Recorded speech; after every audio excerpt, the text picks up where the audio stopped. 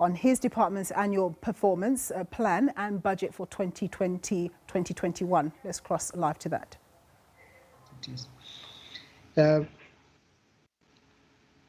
Going forward, on financial performance, we expect our entities to meet 60% of those targets, the same for operational efficiency, the climate risk, as well as alignment to the Paris Climate Agreement, especially the bigger entities that have a direct impact on our meeting national targets will be closely monitored.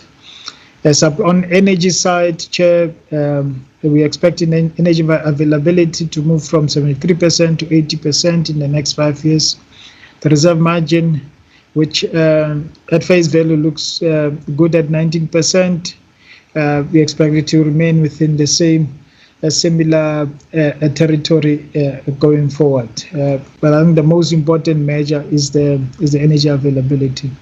Of course, the unbundling in line with the special paper we released last year, October, expect those targets to be met. And so far, the entity has been doing well in that regard. A better generation, we expect that to be met going forward in line with the NERSA's 5-year report. On Transnet, Chair, what we are expecting in order to increase access to affordable and reliable transport system is that there should be a rail strategy that informs that particular plan, that there must be a modernization and upgrade program that is put in place. And lastly is the point that they spoke to, the TNPA. And of course, the team at Eskom, at Transnet rather, the new team that is settling in, we're expecting them to work hard in that regard. And going into each program into the department, Chair, those are, I'm going to go quickly through these, Chair, and speak only to those that we deem them to be more critical. Of course, the enterprise architecture plan is what we expect to be delivered on. What has become important for us is a real-time access to our SOE's performance, and so that on any given day we are able to see, for instance, are the trains arriving on time in the ports? Is the offloading of ships happening as they should?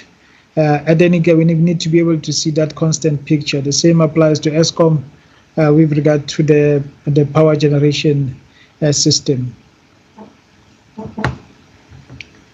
On program 2, Chair, the MOI, we have standardized that, and now what is important going forward is ensure that it is implemented across our SOEs. So there's just a breakdown on a quarterly basis of what we'll be doing.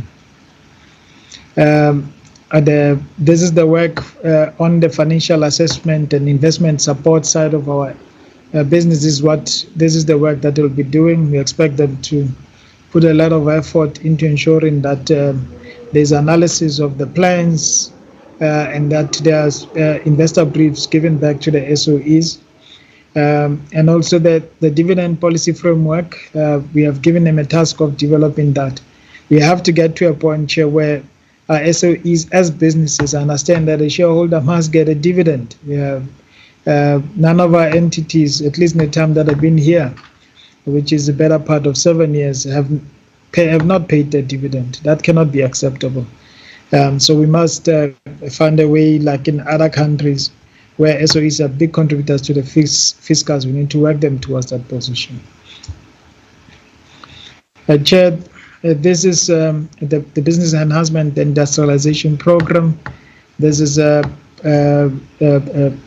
in Program 3, some of the priorities here we have already communicated earlier. So I'll pass this slide. A new learners, Chair, is an area of going to be of great focus on our side going forward with regard to our SOEs, so that we don't have a situation where there's a sacrifice during these bad times. We end up without a pipeline of skilled people going forward. Yeah, I've spoken to the others already.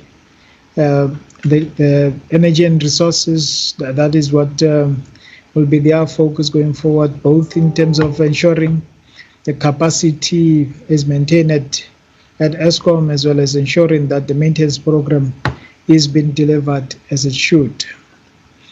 On the side of the resources side of the business, ALESCO is a particular focus this year. We must sort out ALESCO sustainability. We have started engagements with DMRE on ensuring that the long-held objective of consolidated state-owned entities per sector is achieved with regard to mining.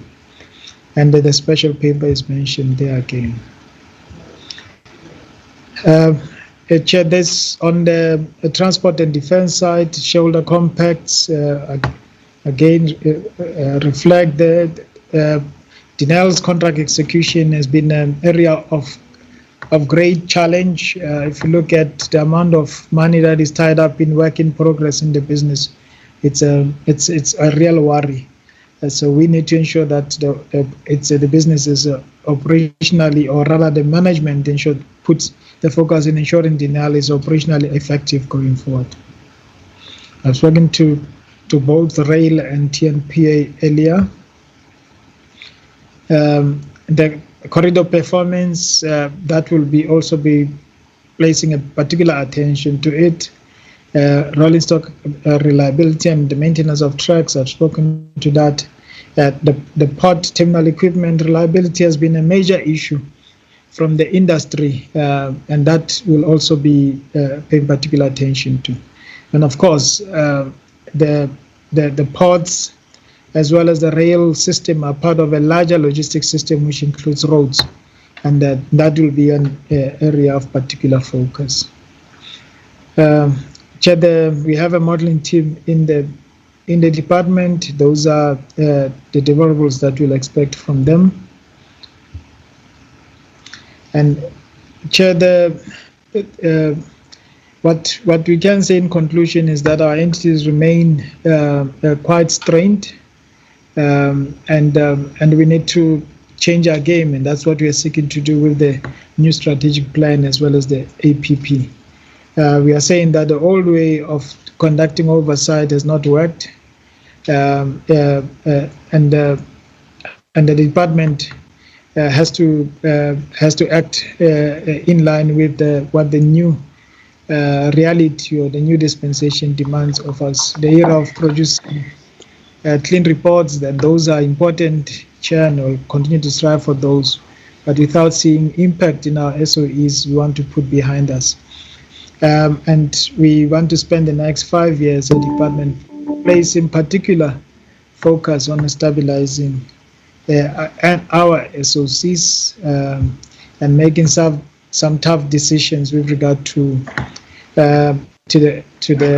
even the size and of this particular portfolio, and most importantly, also identifying going forward which are the areas of creation of new entities, because in the new dispensation, Chair, we've only created one entity, which is broadband Infraco.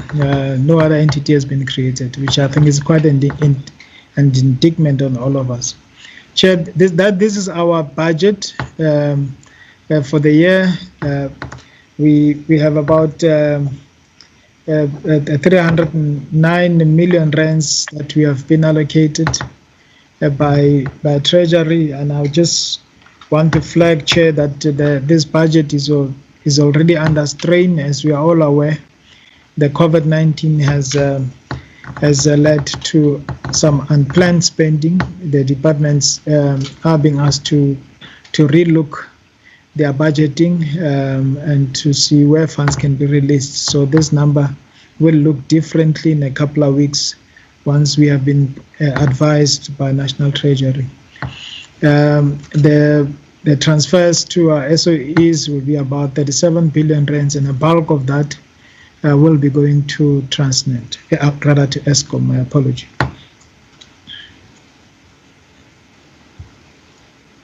This is the breakdown of the budget, Chair. As you can see, compensation is 197 million for this year, and goods 108 million rands. The transfers we have just broken down there to see where the 37.5 billion rands will be going. Eskom gets about 33 billion rands of that.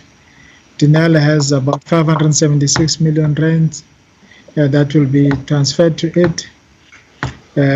SAA is about 3.8 billion rands that has been set aside there for the current financial year. And SA Express has about 164 million rands that had been put aside primarily to cover the liabilities emanating from aircraft that are leased in the event that they are returned early. That is what the government as a guarantor will have to put out. And this is just an analysis of the budget, Chair, and the 66% is more in relation to the 56, just now 37 billion due to the reduction in transfers to the SOEs. Spoken about the budget through 328 and 342 over the MTEF period, but that should also it will be revised in pretty soon, Chair. And the rest, Chair, I'll not go much into it on the slide. We have already spoken to these numbers in the previous slide. On that note, Chair, that brings us to the end of our presentation. Thank you.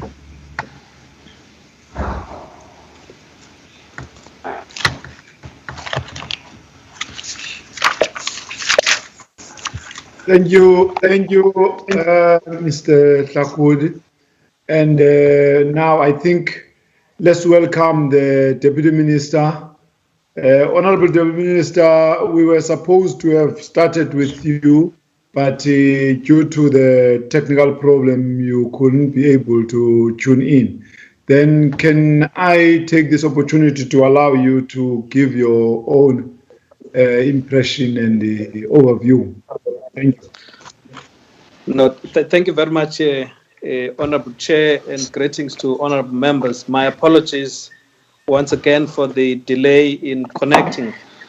I hope the team did communicate the predicament the Minister has in respect of this meeting. The last I heard from him was as soon as he's freed up of the NCCC meeting, he will join us to conclude the meeting with us, conditions permitting him. Thank you very much. I think the acting DG has, in a way, at the level of content, spoken to what the focus of the department is to be. But I have to say that we would be unrealistic, or we would be less than truthful if we did not say that the conditions in which these must be done have changed very drastically since we had the COVID-19 pandemic. Particularly, I say this because had we been dealing with the pre-COVID situation, we were dealing with an economy that was in decline. We were dealing with entities, state-owned entities that were experiencing difficulties. The COVID scenario has actually worsened the situation. One is only hopeful that the measures that government is working at introducing to stimulate further the economy, the stimulus package that is being worked out, will create conditions where some of these entities could flourish better than the situation has been as we were presented with the last budget in February. I understand that the Minister of Finance will come back to Parliament again to table a budget review kind of thing that would have taken account of the impact of COVID in the workings of the state and society going forward. Hopefully, we will also come back and present in a way, in an adjusted way, to reflect that reality.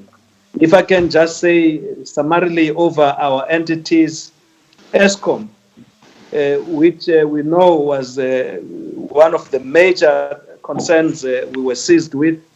Well, of course, the closing down of economic activity meant that the new challenge for ESCOM would be inability to raise revenues. You would know that the intervention there was attempting to secure a proper restructuring and ensuring that the finances can be properly managed.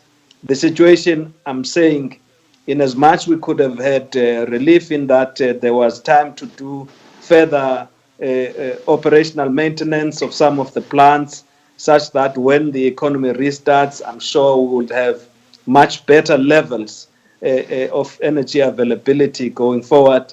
But the reality is that the financial position has somewhat been weakened in that there hasn't been any the loss of revenue, companies closing down, individuals suffering, having difficulties paying. And I know some of the municipalities continue to have difficulties to pay ESCOM.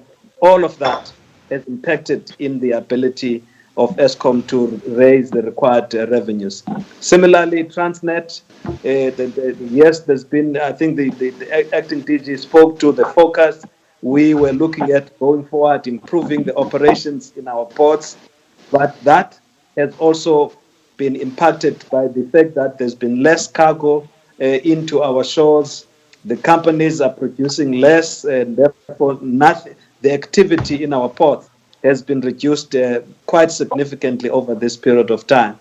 Going forward, the recovery is going to be one of those things we shall be looking at, because it wouldn't be with as much speed. It will depend on how the opening up of the economy is going to be controlled, managed going forward. The aviation sector has been hardest hit.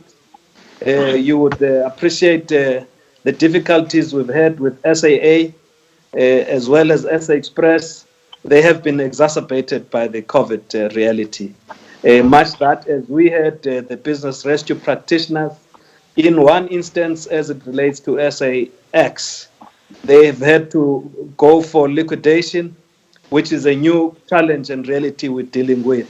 SAA, the business rescue practitioners, are still trying to manage the environment, but the fact that there aren't revenues that are being realized, given the fact that the flights have been brought down, there is no flying between countries, tourism, etc. All these have a bearing on the institution, on these assets as we have had them.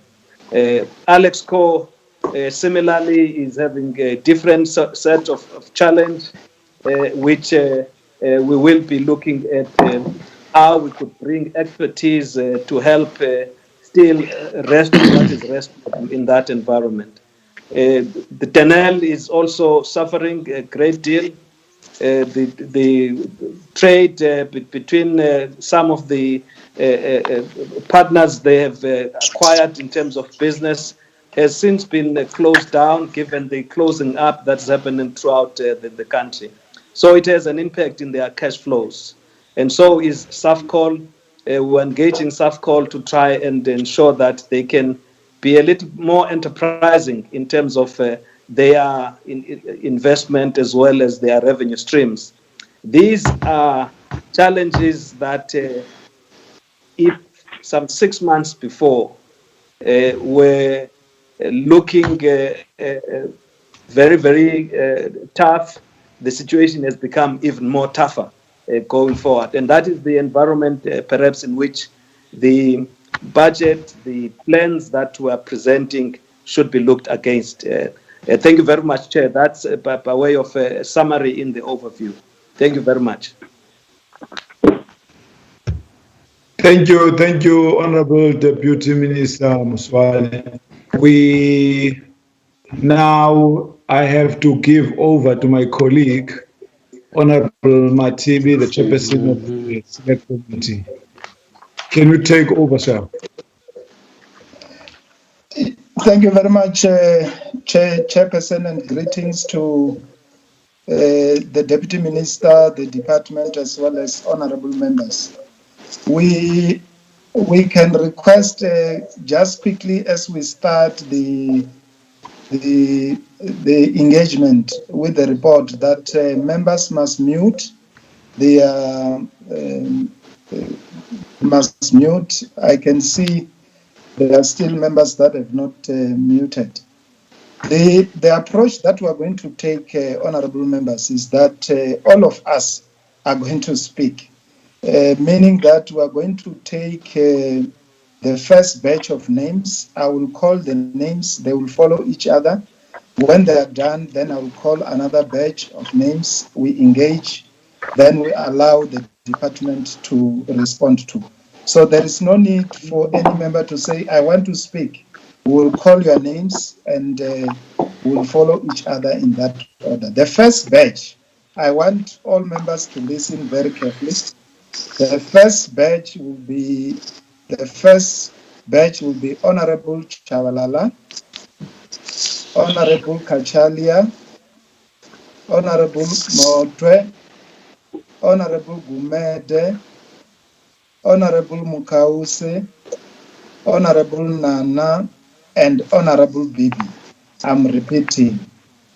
Honorable Shabalala, Honorable Kashalia, Honorable Mahotwe, Honorable Gumede, Honorable Mukause, Honorable Nana, and Honorable Bibi. We are going to start with Honorable Shabalala. We must go in that order. The chair, my co-chair, has indicated the approach that we need to take when we engage, so that all of us must be allowed to engage with the report. Thank you very much. Honorable Shabalala, you can start. Thank you so much, Chairperson. I hope I'm audible. Deputy Minister and the department, let's welcome the presentation and really appreciate the work that has taken place insofar as that is concerned. One, the question is that COVID-19 has negatively affected the performance of the SOEs, even those that ordinarily will perform well. The question is that what has been the negative impact upon, and how is the department factored that in their strategic plan and also in their APPs? You mentioned, Deputy Minister, that the Minister of Finance will come to Parliament on budget review, but I would want to know in the interim, what is it that you are doing to do that? Secondly, governance, Deputy Minister, the department will need to fill its vacancies to strengthen the capacity of the department itself. We need to find out the timelines, as in when will that be done, so that the committee is able to really do oversight around that. On the boards, which boards and managements have vacancies in the entities under the department, and why would they? When will they be filled as well, and why have they not been filled if they are available? On the ALESCON, is that when will the work of the administrator be completed at ALESCO? What have been the developments thus far, and to restore the ALESCO to its normality in terms of operating of the company? Have we really received value for money insofar as ALESCO is concerned on the service itself as such? My last comment will be on the shareholder compacts. Within which entities will the department be signing the shareholder compacts? How will the other entities dealt with in regards to that? I thank you so much, Chairperson.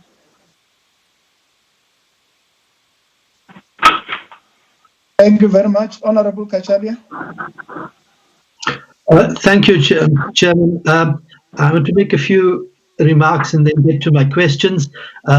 Given, I take it I'm audible, given the fiscal cliff we were about to fall off and is now compounded by the effects of COVID-19, we are now presented with a series of plans. And for all their seemingly tight logical connections between mission, beliefs, goals, actions, responsibilities, evaluation, etc., it strikes me that they're all like badly leaking boats, some more beautiful than others, but they're all leaking at the rate of knots.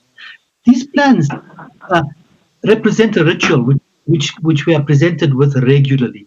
We hear about benchmarks, metrics, etc. But how do we change the bottom line? We hear that we must change it. We don't hear that how we are going to change it. Let me be clear. I don't have any objection to planning and proper strategic planning. But planning is analysis and strategy is synthesis. And the former cannot produce the latter. Planning gets you a plan. And how many have we had of these over the years? Granted, this one looks better is more clear than on certain challenges, as it were. But it doesn't get us a strategy. We need to address predictability, objectivity, and structure, we need to focus on ends, not on means necessarily. But anyway, we need flexibility and a pragmatic approach. As with regard to the bottom line, we've heard it. Eskom will get 33 billion, SAA in successive tranches, 9.8 billion, despite government assurances that no more funding would be forthcoming. SAX for leases, which perhaps are you can't escape those, 164 million, and the NEL 576. Now, it's clear, and it has been clear for a long time, that this cake that we've been baking has fallen flat. And we don't need more plans and the interjection of billions. We need a transparent exposition of what exactly went wrong and what is still going wrong, and what the options are to attend to what is essentially a market failure.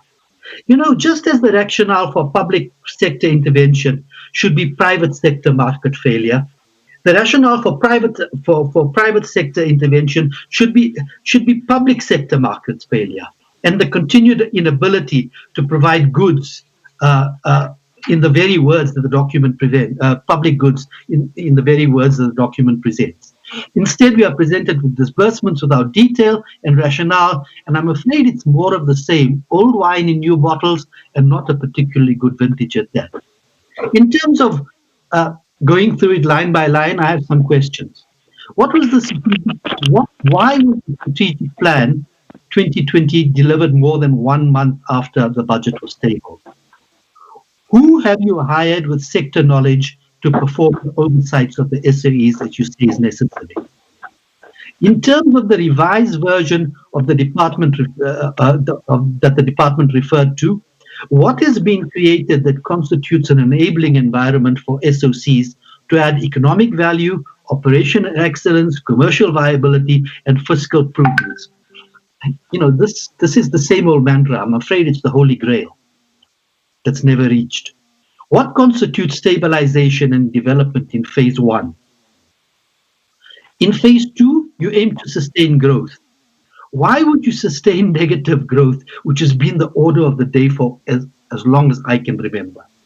Frankly, phase 3's commitment to return on assets and dividends to the fiscus based on past and present performance is a pipe dream. How are you able to promise X based on Y, which has not happened, and Z, which is unlikely to happen? Where is the detail on the shareholder risk profiles, governance and legal measures, and often repeated monitoring and evaluation? Can we have sight of all the shareholder compacts? You talk about a balance model, RE Eskom. How does this play in terms of environmental costs and plans, and alternative fuel costs and plans? There's no answers here. It's all very well to talk about independent financial stability, commercial viability, and operational access, but this has been sadly and crucially missing over many, many years.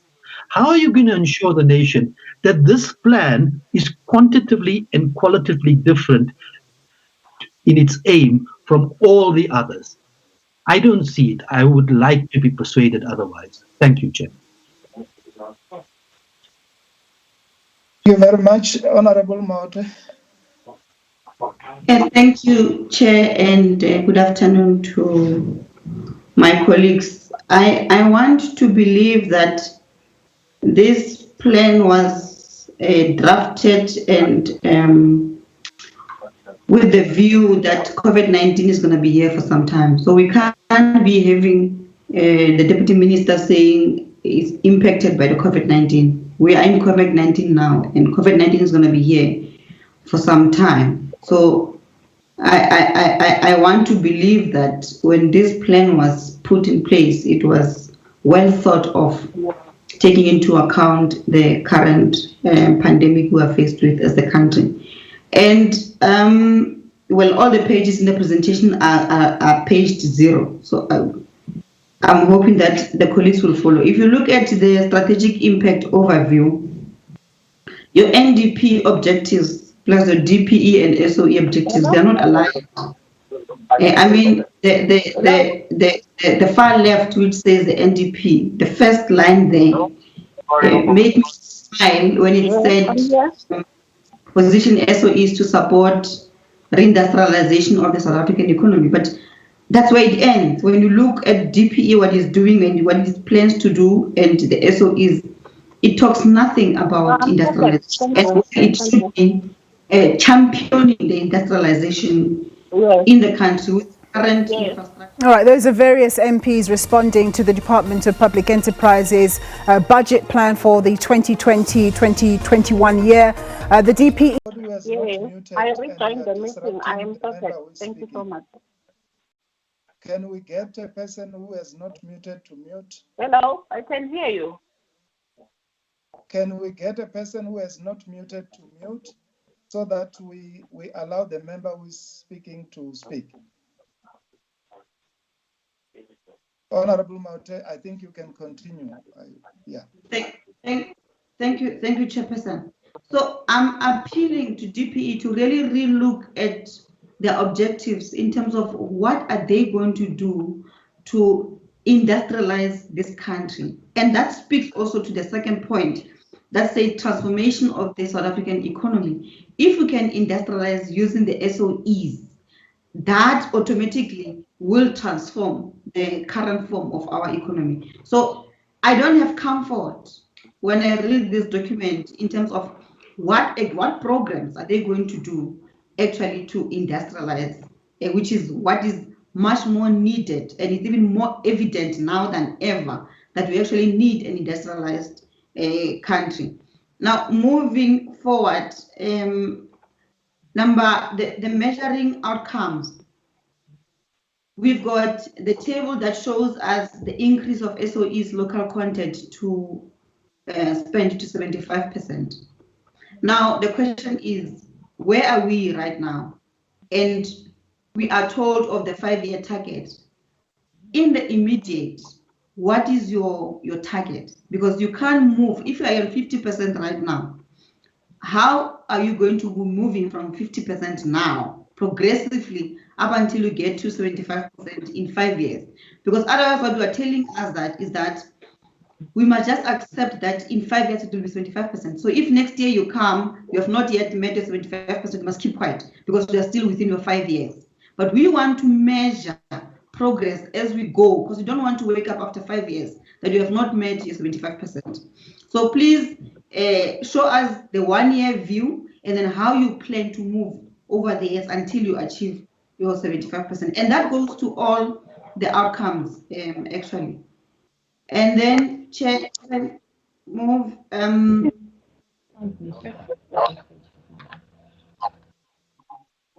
As I continue, Chair, the independent board performance report, you know, it's sitting at the last quarter, and I'm not comfortable with putting things in the last quarter because there's no fallback plan. If you don't get it in the last quarter, so what happens? We are now in the new financial year. We should do what? We should forget about it. But if you put it maybe in the 3rd quarter, then if anything happens, then you still have a fallback plan of falling into quarter 4. Unless if there's really a reason why you're putting it in quarter 4, why can't you get it in quarter 3? Why can't you get a draft in quarter 2? ensure that we are moving and we are monitoring your board. Lazy people will normally push everything else to the last quarter, and then we wake up in the last quarter, and then your target, and we are all sitting with an egg on our face. And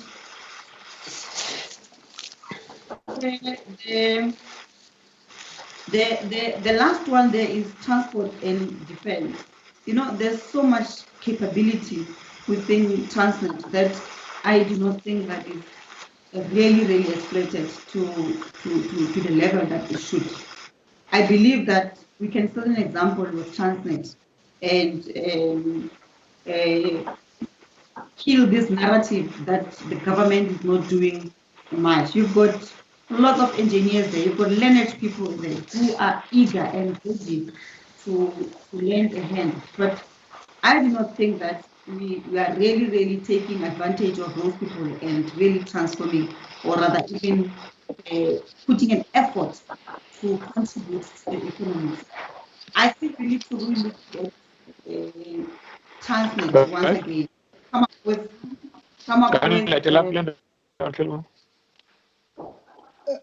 Honorable Nana, can you mute your mic so that Honorable Matre can be given an opportunity to speak? Honorable Nana, can you mute your mic? Yes. Yeah. Apologies, Honorable Matre. Honorable members are still getting used to muting when others are speaking. Yeah, you can continue. I see. Thank you, Chair. And then the last one is SAA and SA Express. I think that more effort needs to be put in these two entities. And look, I don't know the budget cut in as far as ESCOM is concerned. I think we need to put more budget there. But I think SAA and SA Express, we can all agree that what has happened now recently should never happen again. We've got workers that have worked and never got paid their salaries. I mean, that's slavery. That's beyond. And now we've got a budget of 164. What exactly are we going to do with? Because this is nothing. This is just one program that they will be funding. And I do not think that we are really putting a priority on these two entities. And I'll pause there for now, Chairperson. Thank you very much. Thank you very much, Honorable Matre. Honorable Gumede. Thank you, Chair. Am I audible? You are audible, Honorable Gumede. You can continue. Yes, Chair. You know, technology is killing me this side now. We must see you. You must unmute your video. But you can continue speaking. Yeah. Am I now visible? Yeah, you are visible. Chair, let me join others. I would like to appreciate the presentation given by the department and also warn members that the department plus ourselves as members of the committee, we are in fact full part of the team. In the presentation done by the department, we are given this opportunity to punch holes. In the punching of holes, we are saying to the department, please fill up those gaps. It's our contribution to the process as the department would have given us part of their processes in the presentation. So let us not be seen as if the department has faltered because it left 1, 2, 3, but it is our contribution as members that there are those other things that you may have omitted.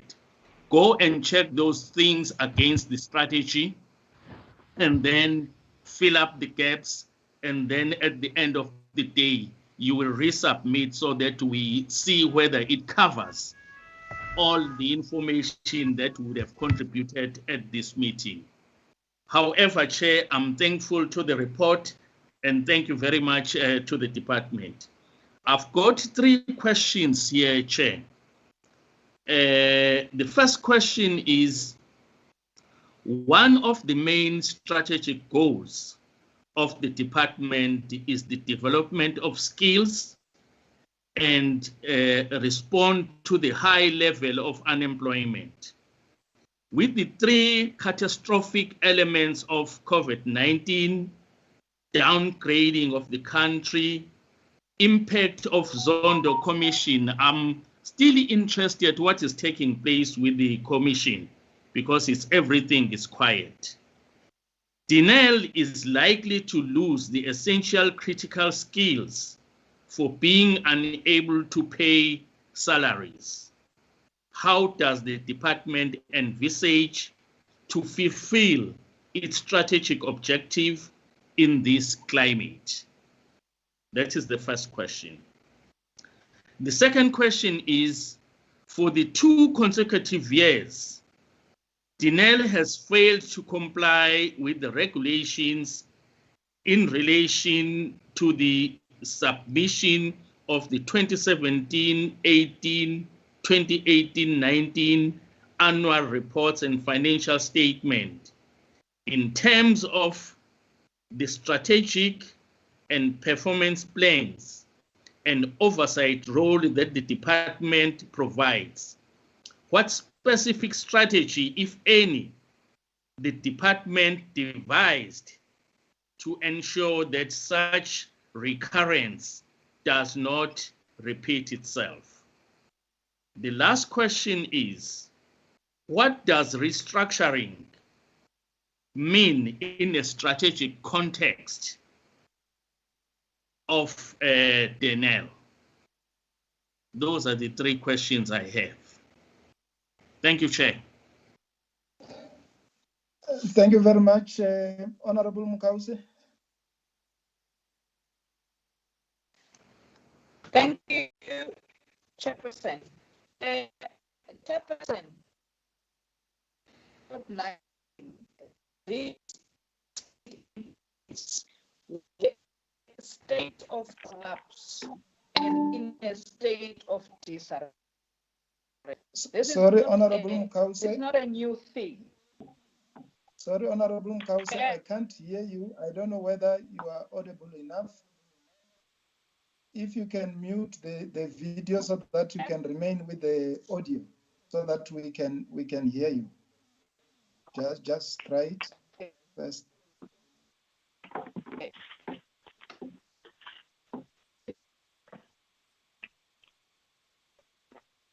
Okay.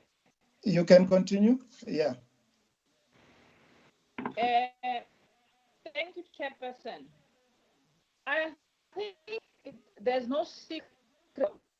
These state entities, even before COVID-19, that they were in a state of disarray already. They were not financially stable. They were not self-sustainable, Chair. There's too much secrecy here. In some instance, the statements that we get from the department, they even mislead relating to the state entities.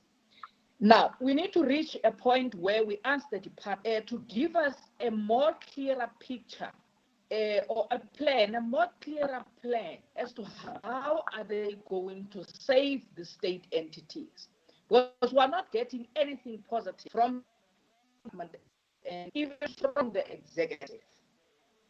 Can you also be clarified, Chairperson, on the conversation between the Minister of Public Enterprise and potential buyers of assets in and we want to understand from the side who are potential buyers and who the minister first speak to before speaking to those potential buyers. If that conversation took place and when did that conversation take place and how far is that conversation? Chairperson. Thank you very much, Honorable Mukause. Honorable Nana. Honorable Nana.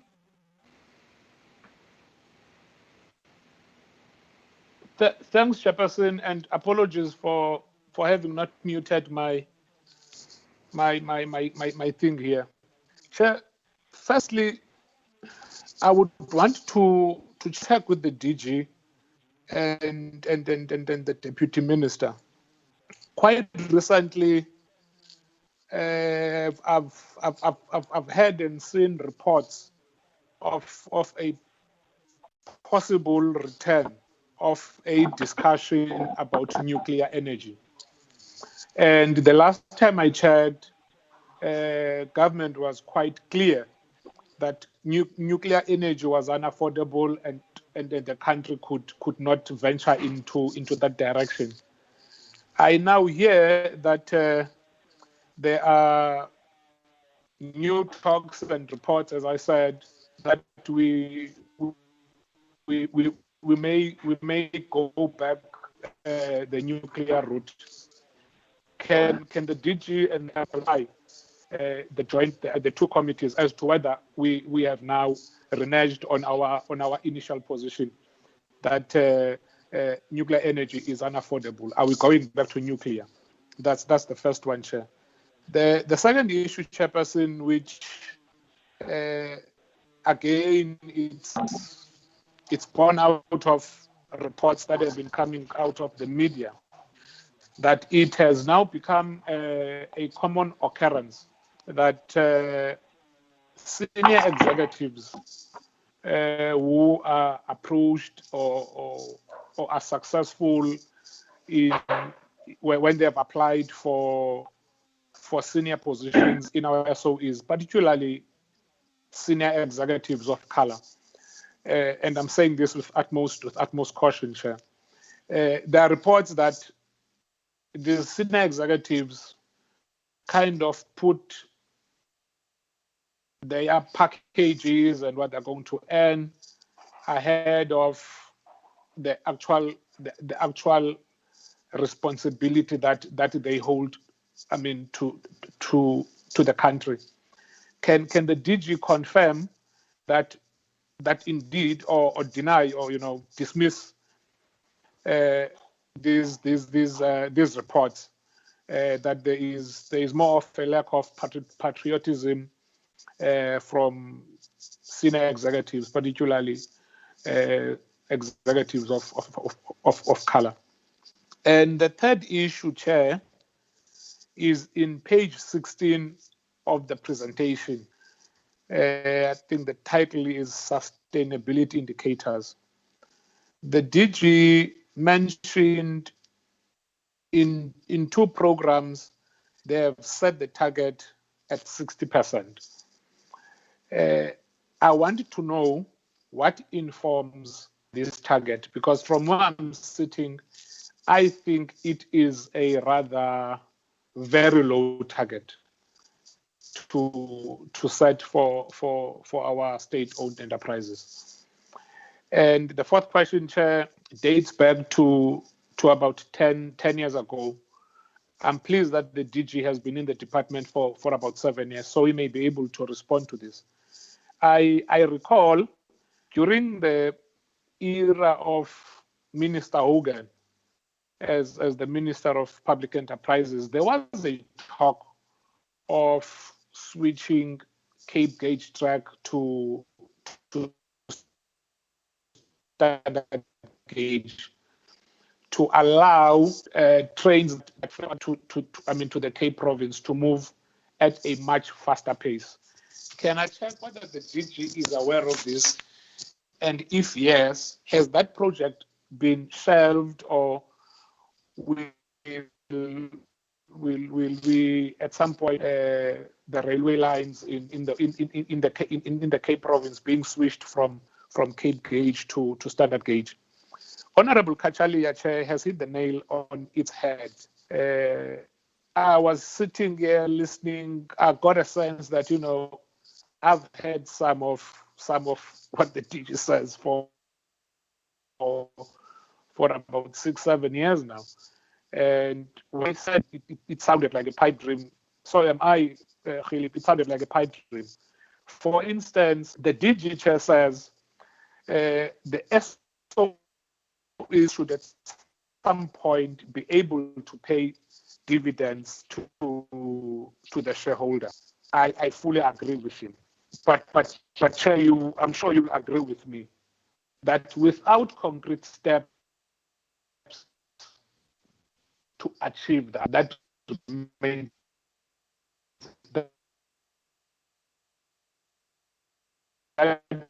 remains a pipe dream.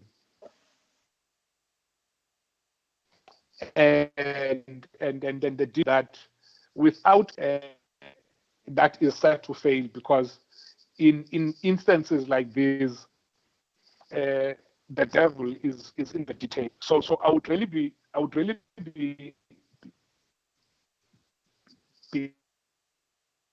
happy to hear the DG.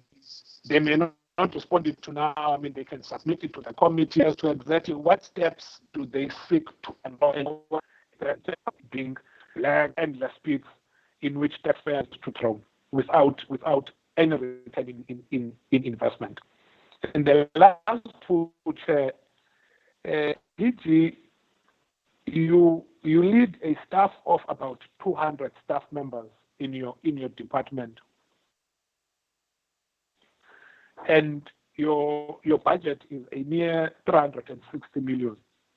Now you are given a responsibility to conduct oversight over 6 SOEs whose budgets put together run into billions of rands. But besides that, they also have just over 10,000 staff members. With your budget, with your workforce at the Department of Public Enterprises, do you really believe that you are in a position to effectively fulfill your oversight responsibilities over SOEs as the department? And the last one, again, this one dates back to a couple of years ago. You will recall the Pebble Bed nuclear reactor, which government shelved about 8-9 years ago. I would want to know, DG, what happened, because our taxpayers put in a lot of money in PBNR, and nothing really came out of it. It was largely a scientific expedition which came to naught. My interest is not at that, DG. My interest is at the intellectual property that was amassed by PBMR. What happened to that IP? Is it still with the government? If it's still with the government, which department? If not, what happened to it? Thank you, Chairperson. I'm sorry for being long, Chair. Thank you very much, Honorable Bibi.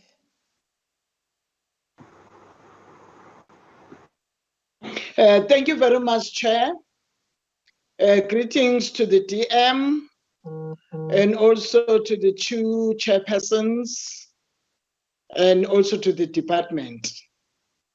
Chair, my question will be around self-call. That in the annual report, it has identified failed fires as their #1 risk. In the past, it was reported that land claimants residing around self-call plantations were responsible for some of the failed fires as they were venting their frustrations following their successful land claims. I just want to know from the department, what is the department doing to ensure that Subcol and the surrounding communities are cooperating regarding land claims issues? And my second question, sir, will be Following reports of maladministration and corruption at SABCOL, has the department been able to work with SABCOL's management team to recover any of the monies that was lost through wasteful and irregular expenditure? My last one, say, will be, Chairperson, I noticed that in the APP, there's no mentioning of earlier proposed National Shareholder Management Bill, which was meant to enable the department to conduct effective oversight over all our state-owned enterprise. Can the department please explain if this bill is still in the department plans or not? Thank you very much, Chairperson. Thank you very much, Honorable Bibi. I'm going to take the other badge. I'm hoping the department is noting down the question so that we don't take questions and allow them to respond. We must then allow all members to respond so that others must not want follow-up before other members can then ask questions. The second badge will be Honorable Piri, Honorable Komane, Honorable Marias, and Honorable Mkwanazi, Honorable Klute, Honorable Lauskakni, and Honorable Ngwenya. I'm repeating: Honorable Piri, Honorable Komane, Honorable Marias, as well as Honorable Mkwanazi, Honorable Klute, Honorable Lauskakni, and Honorable Ngwenya. In that order, Honorable Piri. Thank you, Chairperson. I want to do the preamble as much as I agree that we are many and got many questions, but let me go straight to the questions that I want to ask to the department together with the ministry. My chair, I'll focus on the national dilemma, which is our SAA. To the department, I would like to ask that when will the business rescue process be concluded for SAA, and what is the likely outcome of this process? In other words, the department began planning the restructuring of this airline. The second question will be: the outcome of this process will require the adjustment of the APP to the department chair. How does the department intend in dealing with this issue, because it's not even included to their APP? The other one will be in relation to SA Express. The department still trying to obtain assistance for the workers, as it had difficulties for those workers during the lockdown period. So they need to explain to us what are the processes and how did they overcome, or how are they planning to overcome this process of the SA Express in relation to workers? The last question, Chairperson, will be in relation to COVID-19. We all agree that it has affected the airline industry both locally and internationally negatively. But then to the department, how will the department utilize this experience to engage in planning for the new route and the future development of the airlines? Let me pause the chair. Thanks. Thank you very much. Honorable Komane. Thank you very much, Chairperson, and good afternoon to the team. Welcome the report from the department. But Chairperson, one should raise this question because it's very imperative. Because previously, when we had a meeting with the department led by the minister, we witnessed that there were challenges in terms of the relationship between the department and the business rescue practitioners. And to date, we do not have the report from from them. And the budget that we are talking of today speaks as well to SAA. As far as we don't know where we are standing with how they are going to be rescued in terms of the report that is to be submitted by the business practitioners. But be it as it may, Chairperson, let one also say it is very imperative as well, Chairperson, because the department is the shareholder to the SAE and the SAE Express. And to date, we are sitting here with the SAE Express employees not being paid. But sitting here with the department, I think it is very important for the department maybe to record or to take us through to tell as to when will those employees be paid, because they are partners. And equally, we're speaking of the COVID-19 impact to everybody, including to employees. And this should as well be perceived as being treated unfair by the by either department as the shareholder or the management of SAA for the employees not being paid for 2 months. Anyway, Chairperson, again, one would, because those people haven't been paid until April. And then, Chairperson, we also need to know as to what accountability or what should we record in terms of the department, because the department is here with us, they are giving us the budget, but there is the request from the SAA employees where they requested the department particularly, because the department was one of the respondents to the application, which was stated before court to say it should, SAA Express should be liquidated. And maybe if we can get the reasons as to why the department doesn't object to the application for the SAA Express to be liquidated and to be taken through, maybe to be taken through confidence to say what are the reasons, because seated here, we know there is an application, there's a request from SAA, but then the department is not coming to the party, is refusing, in fact, to appeal the judgment. So maybe if one can ask to say, what are the real reasons for the department not appealing that, or what is it that the department is assisting? Because we have seen, like in SAA, there have been business rescue practitioners which are not assisting. Are we saying now the business practitioners, the rescue practitioners that are at SAA Express, are they assisting? If they are assisting, what is it that they are doing? How are they assisting today? Thank you, Chairperson. Thank you very much, Honorable Marias.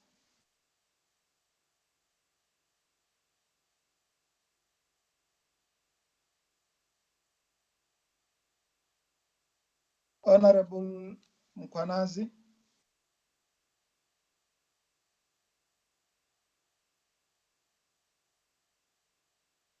We seem to be having a challenge of connection of other members. I'll be passing. Are you there? Name is Honorable Mare.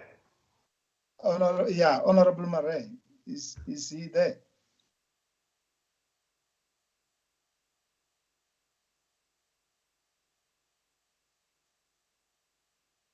He seemed to be having a challenge of connection. We can pass Honorable Mkwanazi.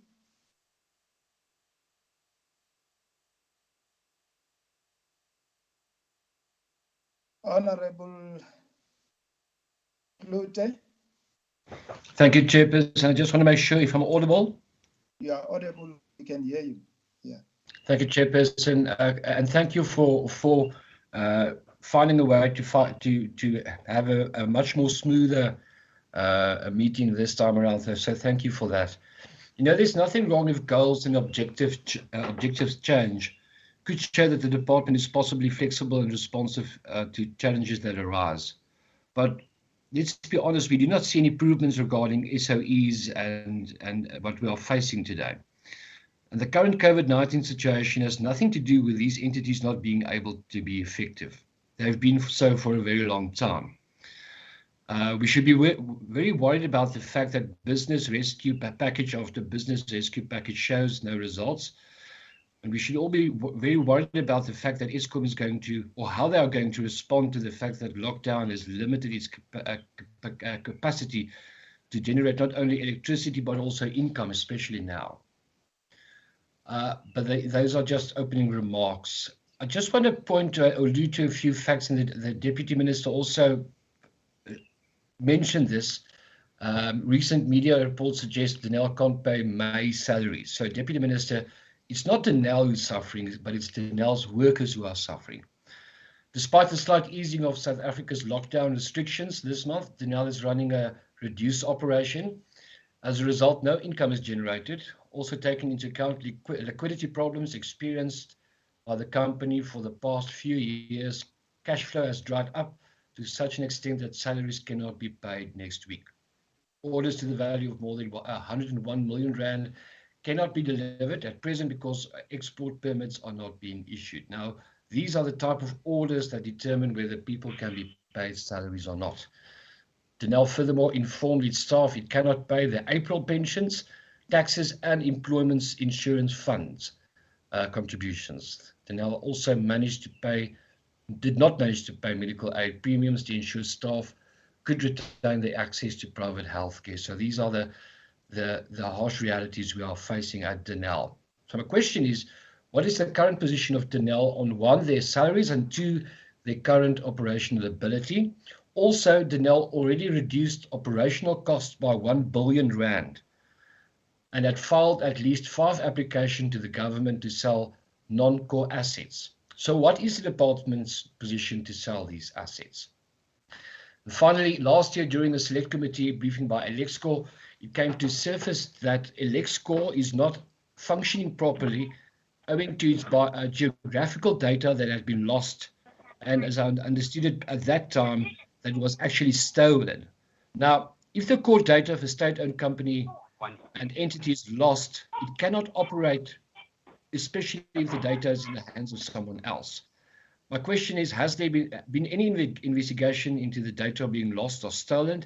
And has any individual been investigated? If yes, where are we with the current investigation?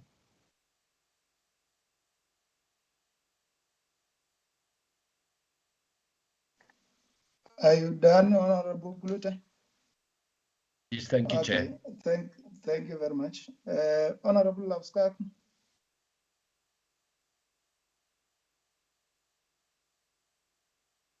Honorable Lavskak. Hello. Chair, Honorable Lapuska need to step out for a short while. She is attending to some emergency. Otherwise, she was on the line. Okay. She will join us later, probably. Thanks, Chair. Sorry. No, fine. Honorable Ngwenya. Honorable Ngwenya, can somebody mute the mic there? A person called Mike must mute their mic. Mike, can you mute your mic? Honorable Ngwenya.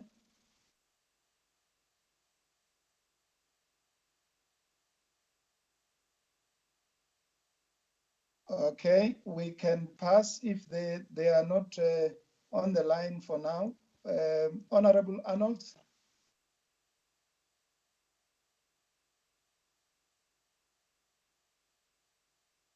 Honorable Arnold. Yes, Chairperson, I'm here. Yes, you can speak. Thank you, Chairperson. And greetings to all, the Deputy Minister and also the officials and the members of Parliament. Chairperson, yes. Let me just start by the introduction that the department did in the presentation. Sorry, Honorable Arnold, sorry. Yes. Honorable Ngwenya will come back to you. Can we allow Honorable Arnold to speak. Okay.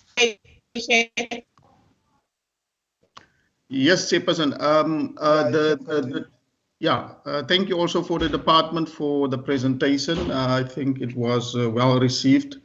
But coming to the presentation now, there was mention made and the introduction. What do we see if we hold up a mirror and reflect on the past performance? And in the mirror, we see corruption, fraud, maladministration, unsustainable business models, composition of board entities that lack independent value chain oversight with little or no consequences. That is what it is. Little with no consequences. Now, we all know the risk in terms of the SOCs and then also the department internal risk that there is. And we note that risk analysis of the department, which refers to inadequate tools and ineffective use of existing tools. And then there's another risk assessment done by the department. But for me, it's not clear how they're going to deal with the internal risk of organizational structure and limited capacity and everything that includes now that. So the department must give us now confidence in terms of how they're going to deal with the risk associated with everything.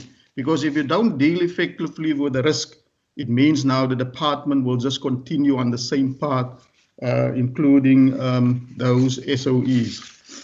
Then there is an indicator on page 15 of the presentation in program 2, which deals with strengthen the governance system of state-owned entities and the promote institutional alignment in the execution of oversight functions. And then they give a 5-year target and then the outcome of the independent board performance index. And the target is 80% per board. Currently, we know what the situation is with the board, so I don't. Department must just give us clarity in terms of the 80%. If this 80% is a real indicator in terms of what they've put into the annual performance plan. Then the last thing that I want to raise is the department's inefficiency, ineffective in terms of the interventions now. And some of the members have raised now, and I don't think there has been done justice now in terms of how the department is going to intervene early in terms of the governance of state-owned entities. I think that is it, Chair. Others were covering, other questions were covered. Thanks, Chair. Thank you very much. Honorable Ngwenya. Honorable Ngwenya. Thank you, Chairperson, and thank you to the NA Chairperson and all the members of Parliament. Also, thank you to the Minister and the department. Chairperson, I've got few questions and recommendations. I want you to know that has Transnet reached the 11% increase with regard to the targets for the 2019-2020 on increasing the total number of artists, engineering and technicians? If yes, can we get the details report? In Transnet operation at limited capacity? If yes, which operations are affected and operating at a limited capacity due to the lockdown? The maintenance of the rail track is a competence of Transnet. What is the current state of the rail tracks that are used by goods train and passenger trains? The APP lack details information to the plans to maintain rail tracks, which committee are established by Transnet to monitor and ensure the effective management and monitoring business of Transnet. Lastly, Chairperson, on the questions, are there any initiative to resolve the management and operation challenges in the port of Devon, the overwhelm of Devon Harbour, to address the congestion issues is vital to the wild economy of the country. Recommendation, Chairperson, Transnet must ensure that the target of attaining comprehensive by the 2020-21 is achieved and attained. Second, Transnet should continue with its CAPEX drive to improve its aligning infrastructure and equipment in order to support the global economic recovery. Lastly, Chair, on the recommendation, Transnet must continue to strengthen the internally controlled specifically by strengthening both the form and substance of the governance system and controls. I thank you, Chairperson. Thank you very much. Honorable Smith. Thank you, Honorable Chairperson. I appreciate the opportunity. Honorable Chair, you know, if I think about public enterprises, I'm thinking of a very important strategic tool of government to make sure that it has the ability to stimulate the economy, to set out the necessary infrastructure, as well as provide services that the ordinary citizens or companies will not be able to do on their own. And I think that is supposed to be the strategic point of having such entity. So I am concerned, you know, over the past few years, I've been asking the question to many entities that what makes them still necessary to be there?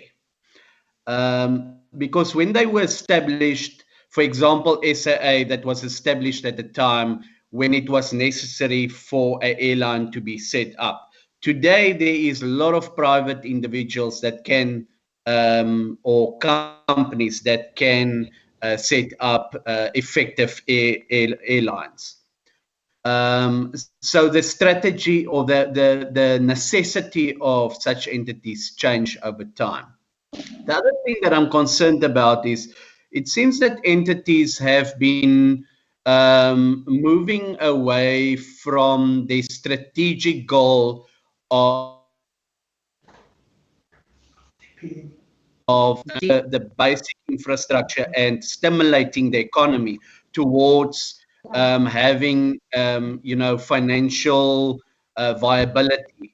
And rather concentrating on type of business that will make them financially viable.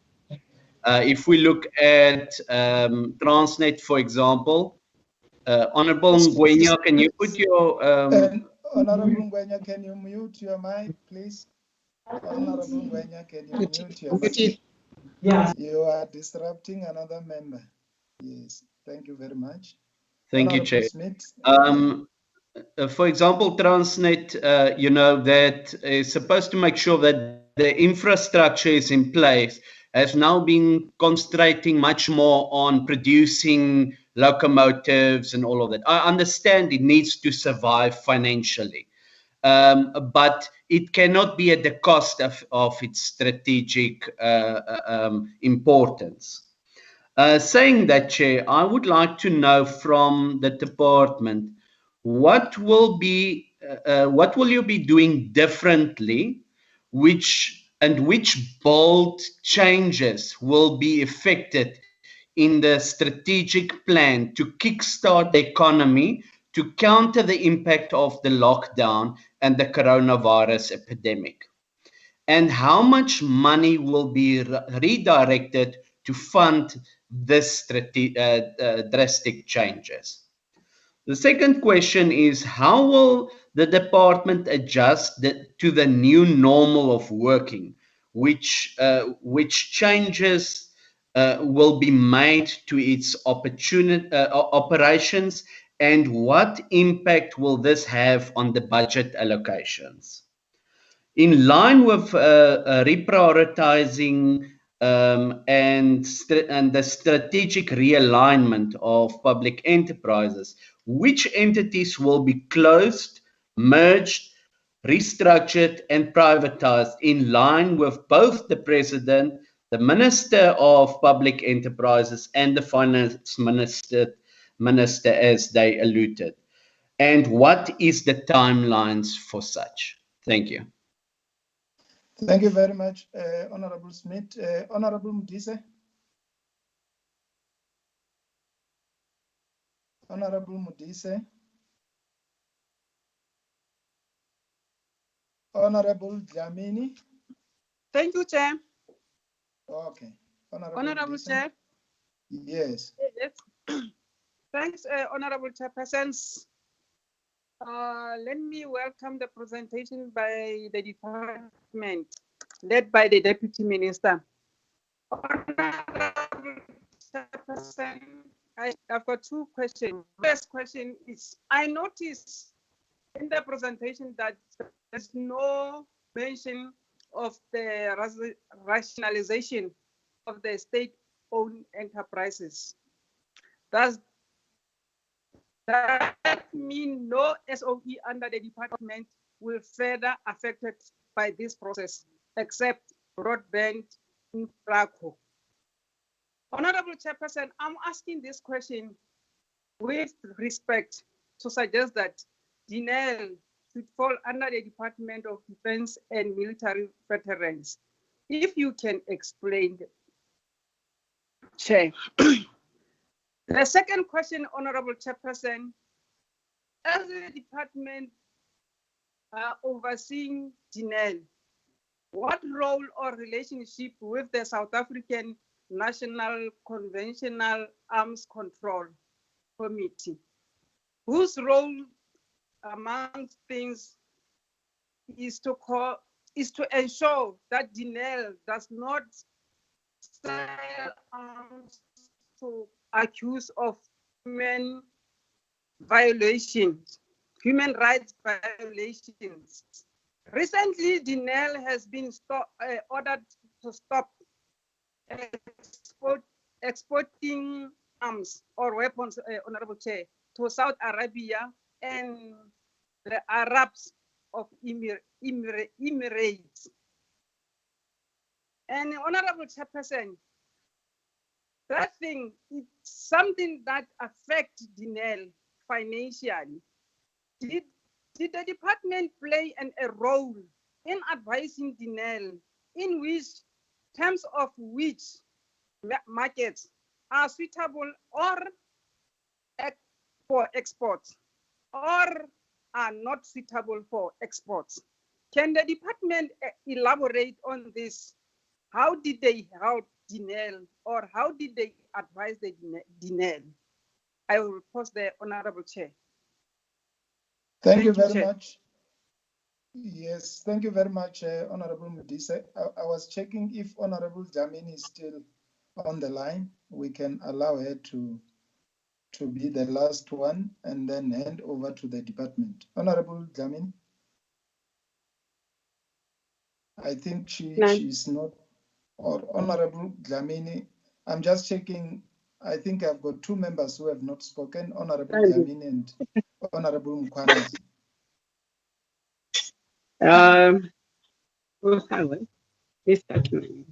Honorable Dlamini. Thank you, Chair.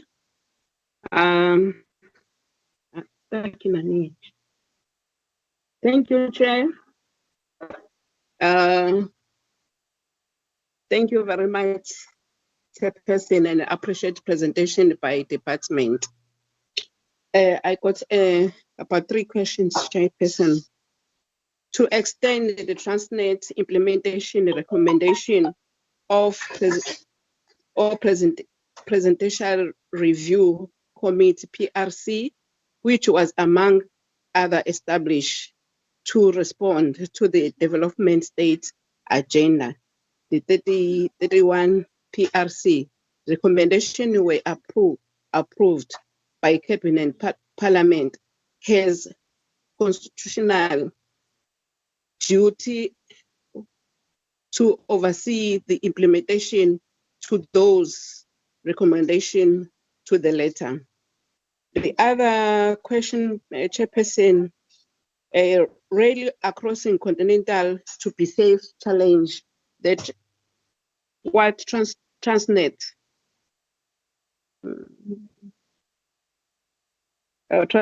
and has outreach program that run through Pelopela Healthcare Train. Is a Pelopela train able to provide these services to rural community across provinces? And what health care services are provided by the Pelopela train? The other one, the train across continental to be a safety challenge that Transnet doing the raise safety awareness within the community that a border rail operation. The last one, as a part of responding to the priority of the government with the respect to achieve a better Africa and world, what commitment Transnet has put in the place in the implementing a strategy that are aimed to accelerate an achievement of the sustainable development goals? Thank you, Chairperson.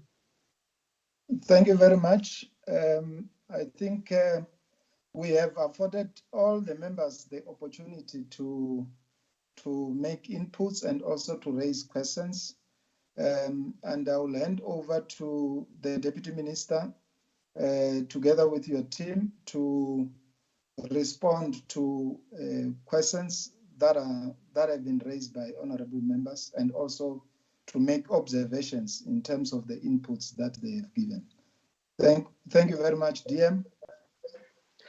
Thank you very much, Chair, and thank you very much to the honorable members for quite a number of questions, which I'm not so sure we'll be able to dispose of them adequately in the platform we have, but we will attempt to do so. We will share them with the department. The Acting Director General, together with the team that's available, will take some of the questions. Can I, Chair, at a broad level, just comment? I think both Honorable Chabalala as well as Honorable Maute early on have commented on the impact of COVID in the department and in our activities, and asked specific questions as to the APP and budget we're speaking to presently. I'd like just to say, I think it's important for us to appreciate that in terms of process, we still have to respect the fact that there was tabled a budget in Parliament.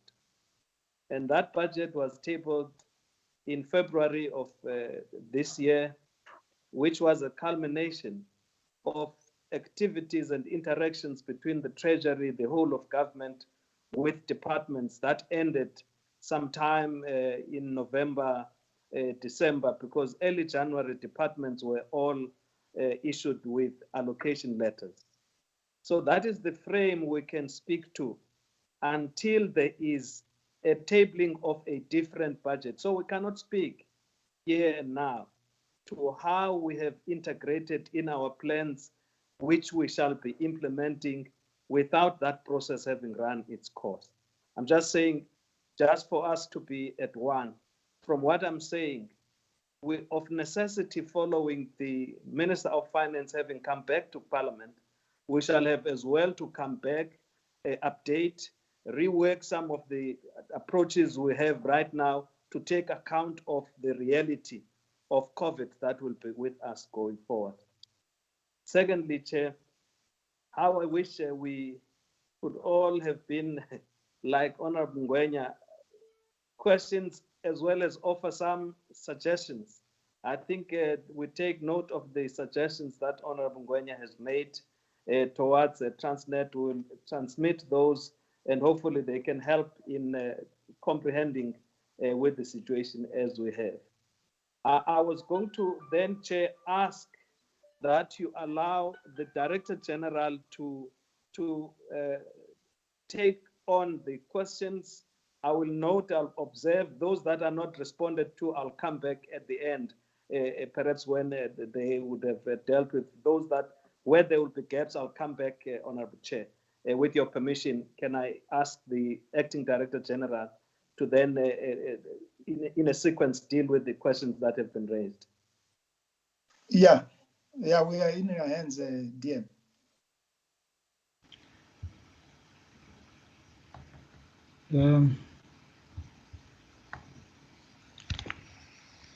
Good afternoon again to the Chair and the members.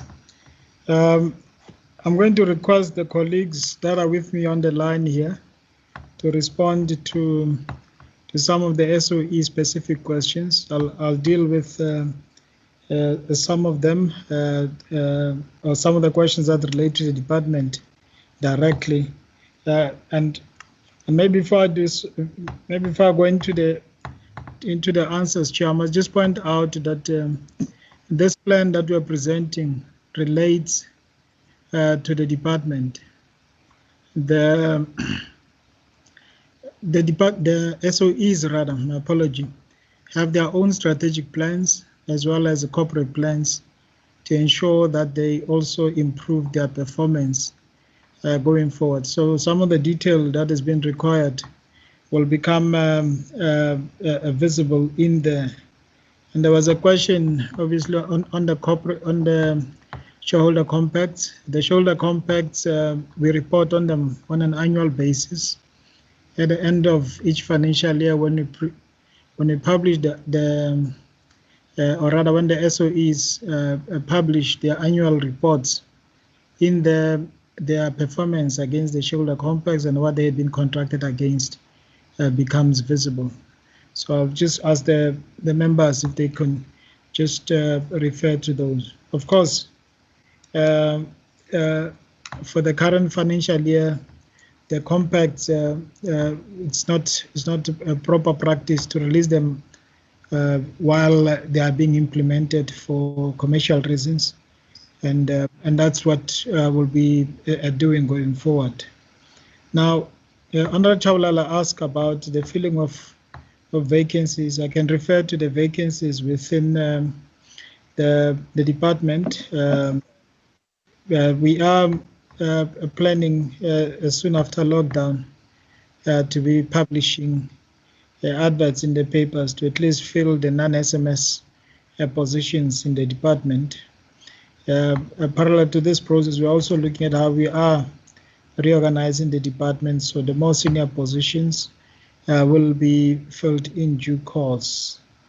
So yeah, unfortunately, the lifting of the lockdown will tell us exactly what the timelines should be. So we'll report back to the committee once those timelines have been firmed up. And the board's vacancies, there's a report, Chair. It's quite a detailed report that we have here. Can I request that we rather submit that to the committees rather than going through each entity line by line? That's the question that Honorable Shaulala had asked with regard to vacancies. But to a large extent, we have a stable boards. There's been one or two vacancies at the boards. The only entity without a board outside those that are in business rescue, which of course the business rescue practitioner becomes the accounting authority, that would be Alexco.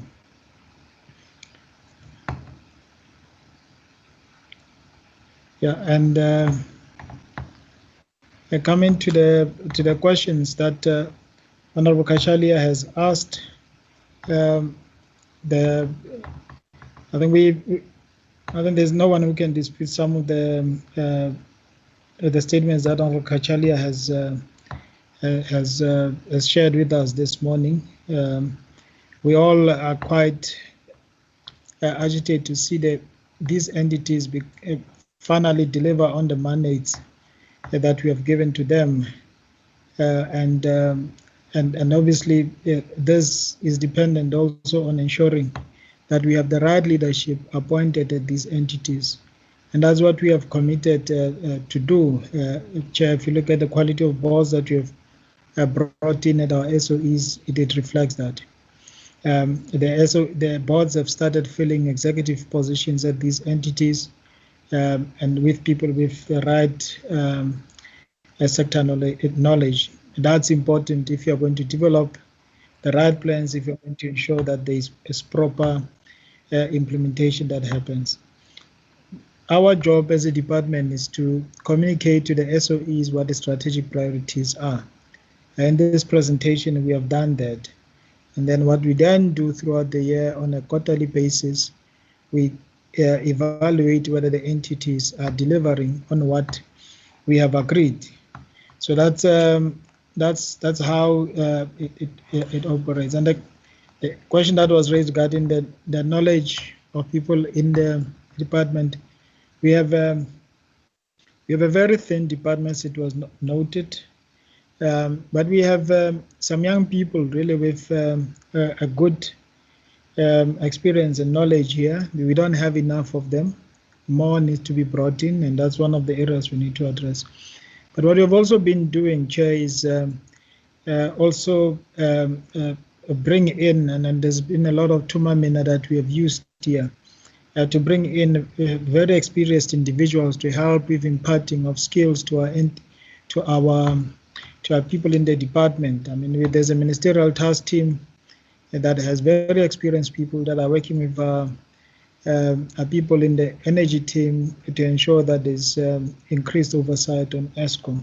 We have a financial analysis a team from outside the department that has been brought to help augment our financial analysis skills here. So those are some of the things that we are doing to ensure that the quality of work that we do as a department starts to increase. We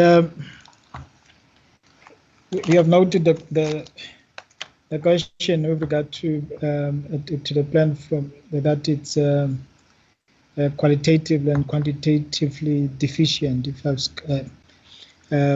I capture that well, I mean, I have a sense that Honorable Kachalia would like to see more of what ordinarily should be in the SOE plans. And I think as the SOEs come through to present to the community, that detail should become visible at that particular time. What you can do is obviously ensure that the bureaucratic processes that we are responsible for as a department are being properly implemented, and we have a track record in that regard as a department in terms of ensuring that we perform in accordance of the mandate that we've been given as a department. Of course, not and some of the criticism that has been leveled, we have tried to address in here in terms of ensuring impact and moving beyond bureaucratic processes, and that's exactly what we have done. The Honourable Mautwe also raised a question regarding the misalignment between the NDP, and the DPE and SOC objectives. We just want to assure us that as she goes into the APP itself and some of the slides that we have touched on here in terms of individual units objectives, she will see, for instance, some of the elements that will go towards industrialization. For instance, the SMME support, local content, those are skills development as well. Those are some of the elements that you require in ensuring that you have that the industrialization objectives that we set for our country are met. The local content target of 75% over the life of over the 5 years, that the how comes through from the SOEs as they present their own plans. Because what we do, we give them a target and we give the latitude to the SOEs in terms of how they can get there.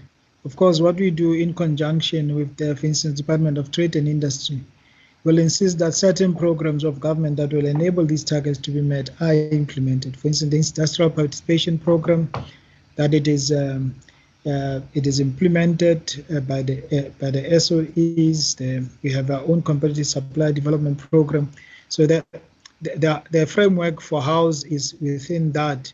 But as to which particular capabilities will be developed in conjunction with small enterprise as well as the bigger industrial partners, that's what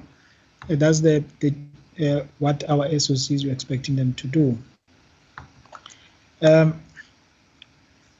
independent review target being in Q4, it's a reflection of when the AGMs get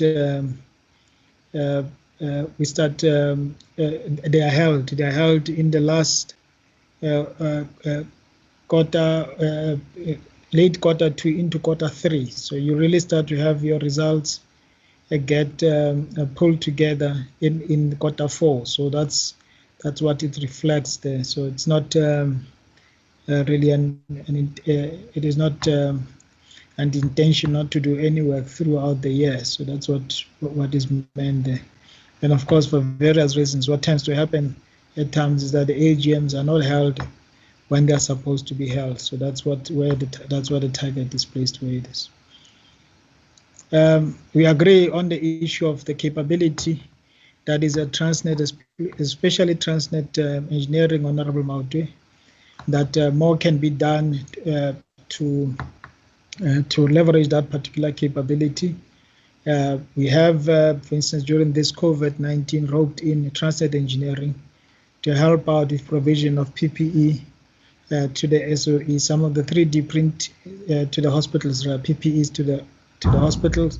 Some of the 3D printing capability there has been utilized, like face mask has been produced, for instance, from that particular effort.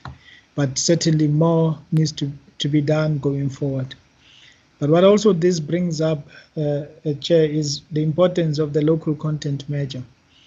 Because what unfortunately happens with how we have constructed our procurement frameworks is that there's a lot of leakage that goes out the country because of this best price system that we have here.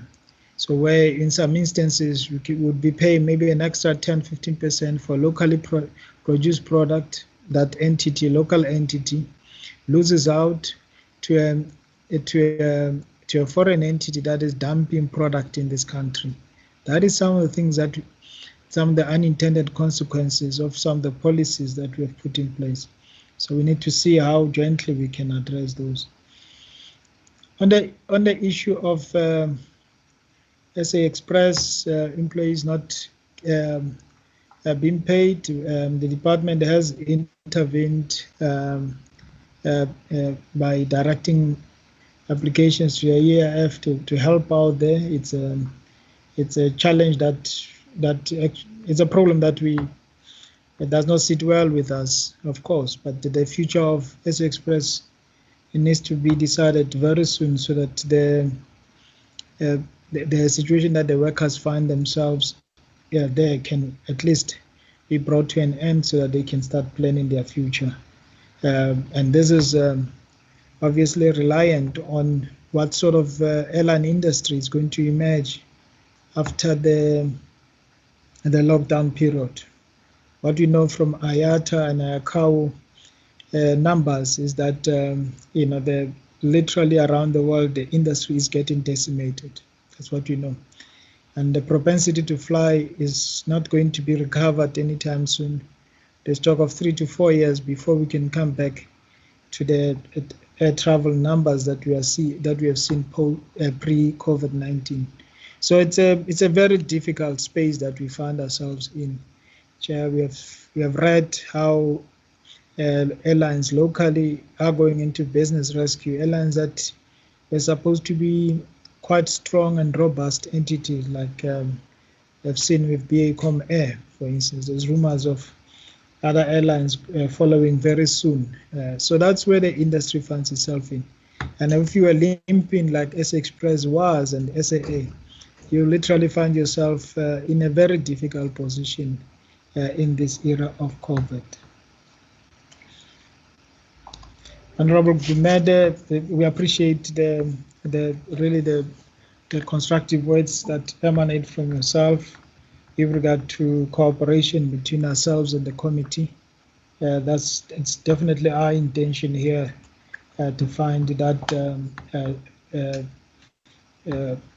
symbiotic relationship between ourselves and yourselves there. On the issue of SOEs not being properly capitalized to ensure that they achieve the objectives that we set in for them, we are going to have to be very innovative, Honorable Bumede, in this environment we find ourselves, where we have a treasury that is very constrained, where what we'll have to do is we'll have to see how we can mobilize private capital to come into our SOEs, and also to have, hopefully it brings in not just capital, but it brings in skills as well. It brings in access to markets to ensure that our entities can be sustainable forward and going forward, and they can grow and hopefully develop more job opportunities for our people. So a lot of creativity is going to be required for us to be able to achieve those objectives, and that artificial divide between public and private capital, we need to see how we can bridge it. With regard to Denel has, in terms of meeting its statutory obligations, has performed well relative to SA and SA Express on annual reports and annual financial statements. Of course, it's a business that's in trouble, as we have heard, from not paying salaries. But we believe that we have a team of both board and executive level that can turn around the situation. And we're counting on them to really work very hard in terms of cultivating those relationships to ensure that that can be done. And I'll leave the rest of the questions to Mr. Bangani, who's here with us to respond when I'm done here. That is the questions on Denel.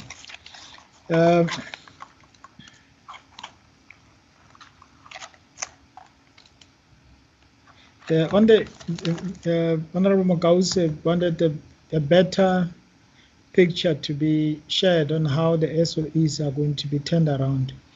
And that's what we sought to present today, to say that there's going to be a lot more focus on operational excellence at our SOEs. At the beginning of this sixth administration, there was a stronger focus on improving governance, appointing good boards. There was some capital injections in our SOEs to ensure that they are put on a surer footing. What we have seen is that that is not enough. As we have seen, that the problems have not gone away. All the entities, by a few, did not receive capital injections, but they are not better. And what we have realized is that unless you go into the fact that, like for instance, an airline is not meeting its schedule. Why is it not meeting its schedule? Why, if you're not going in looking at the maintenance costs at the airline and say, why are the maintenance costs at SAA so much higher than the competition? What is happening here? Unless you look at those kind of areas, ensuring that it gets turned around, it will not happen. Just based on what traditionally we have done in the department. And that's what our strategic plan is really seeking to do. Honorable Mgauz also asked to know who are the buyers that we are speaking to sell state-owned. There are no buyers that are being spoken to. There's no decision for the entities to be sold. where we'd like to see is a lot more cooperation between the private and the public sector in this country in ensuring a better service to our people. That's what we are hoping for, and those at the right time when we want that capital to come in, a proper process will be followed to be brought in, and of course the committee will be kept abreast of those undertakings. Honorable Nana, the nuclear energy question, I think, is best directed at the colleagues in energy. The department reacts to what it is put before, or the determinations that the Minister of Energy makes in relation to ESCOM. Outside that, we really do not have, we can't speak on any nuclear energy plans that may be getting hatched out there. The senior execs of Kala, I think the question, Honorable Nana, is I think the animal called an executive behaves the same regardless of whether it is white, black, or grey. As to whether they emphasize their packages more than their responsibilities, I think that's the role of the performance packages that the boards put in place. That's the gap it's supposed to bridge, to ensure that the triggers that lead to those performance bonuses are informed really by the core deliverables and the core priorities of government. That's what we're expecting. But I'll say it's the behavior tends to be all the same. I think it's a feature of the capitalist system that we have adopted. The 60% target on financial and operational targets, that is, we are saying 60% the financial targets and 60% of operational targets. It's not 60%, and it's also a reflection that we are in the first year of the 5-year plan of stabilizing the SOEs. Of course, as we move forward, those targets will be raised accordingly. But one of the features of a smart target is that it must be achievable. If I'm achieving 20% and you give me 80%, if anything, that target serves to discourage me rather than encourage me. That's what really is informing that.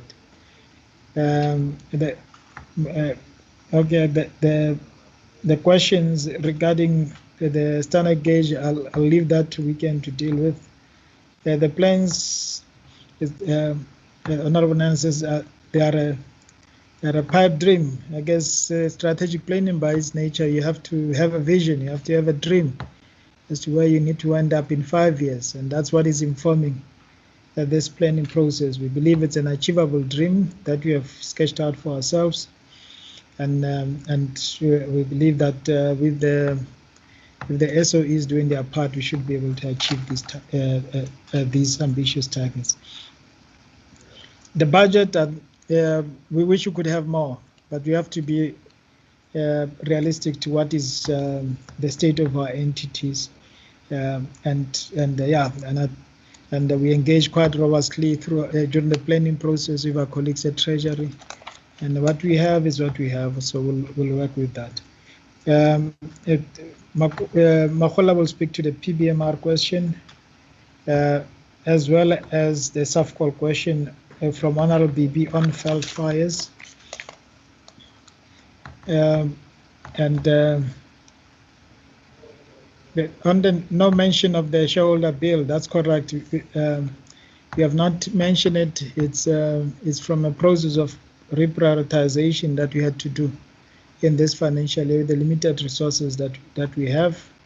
So what we have sought to do is that work within the current frameworks, that is the PFMA as well the Companies Act, to ensure that we ensure proper governance at our entities.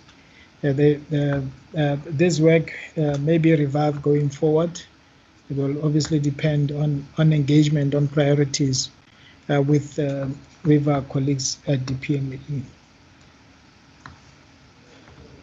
The Honorable Piri asked a question on the BRP process. When will it be concluded? This is in relation to SAA. That we're hoping the process can be concluded soon. The lockdown is about to, but when it gets lifted and flying is allowed, we are hoping that SAA flag will be one of those that are flying. But most importantly, that there will be a permanent base, a much firmer base being put in place to ensure a viable and sustainable airline going forward. We are in continuous discussion with the BRPs to ensure that there can be a better cooperation between ourselves and them in achieving the objectives that we set out when we place the airline into business rescue, which was, of course, to ensure that it emerges as a competitive and sustainable and viable airline. Not that the BRP process should lead to the demise of the airline. So we are working closely with them. We have had throughout this week meetings with the BRPs to ensure that we can agree on a plan that will ensure that there's as efficient and quickened implementation of the interventions that have been identified. The plan to accommodate SAA, we have an opportunity, I think, in 2 months' time to review the plan, the APP. So we'll advise then as to whether it will be revised to include SAA. But there's a lot of effort and work that has been done anyway to ensure the objectives that I've just spoken to. The S Express question, I've answered it earlier. The Honorable Komani, I've answered the question on the BR process, on the SAX employees, and on why are we not opposing the liquidation. You cannot stand before court and say I'm opposing when you do not have the funding to bridge the gap, and you cannot put in the funding unless you have a plan for the airline, and we don't have a plan. In this era, which I've spoken to, where the airline industry has been decimated, it is very difficult to come up with a plan. So the courts look very unkindly on people that stand up before it without substantive reasons for being there. And we have received legal advice, if I may say, on the merits on the merits on which we could come in, which have not been discouraging.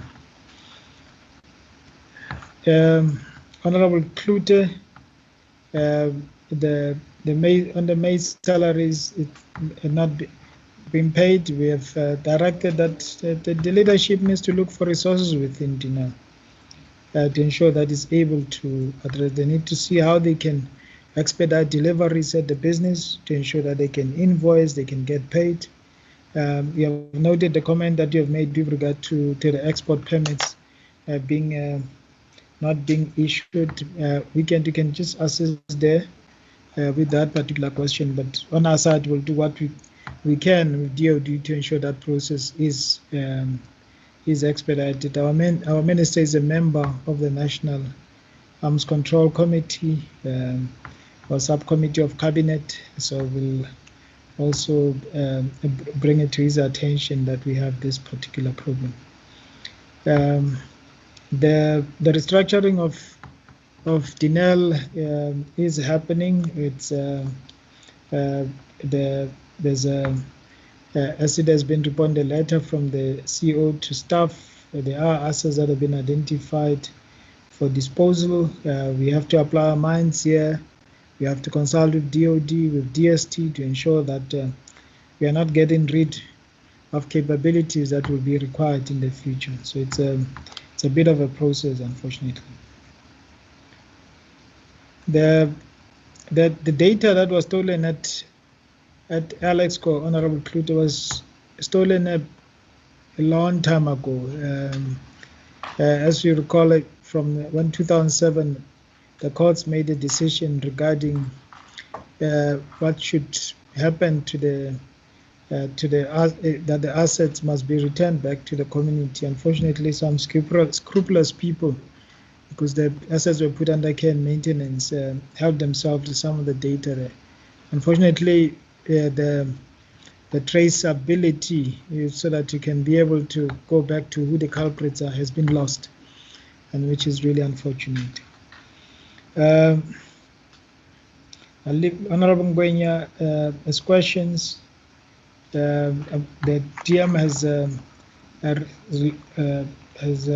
has answered those to a large extent, and we appreciate the input that you have given on the operational capacity during COVID. The business maintained 50% capacity during COVID in a response from the National Command COVID Command Center to say that there must be lockdown and non-essential services must be halted, and as the rules on cargo were lifted, more capacity was brought in to deal with that.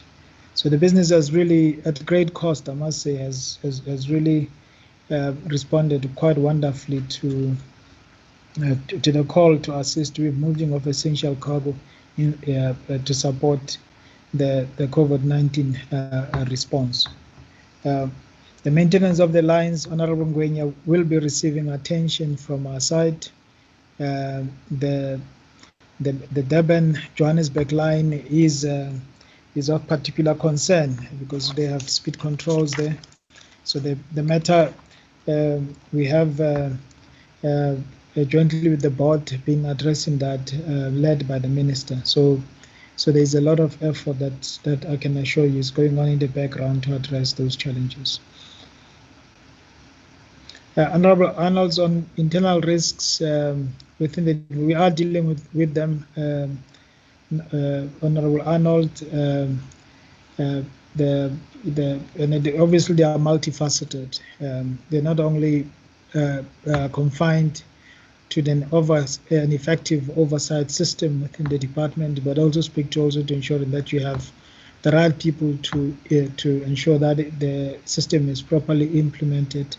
They speak to resources. I think our clean audit back history is quite a good reflection of what we are able to do in that regard. The 80% target for on the boards, I'll let Mr. Makobe just respond to that. Honorable Smith, need for SOEs. I think what Honorable Smith will realize around the world that the SOE is actually becoming quite a significant portion of world economy. They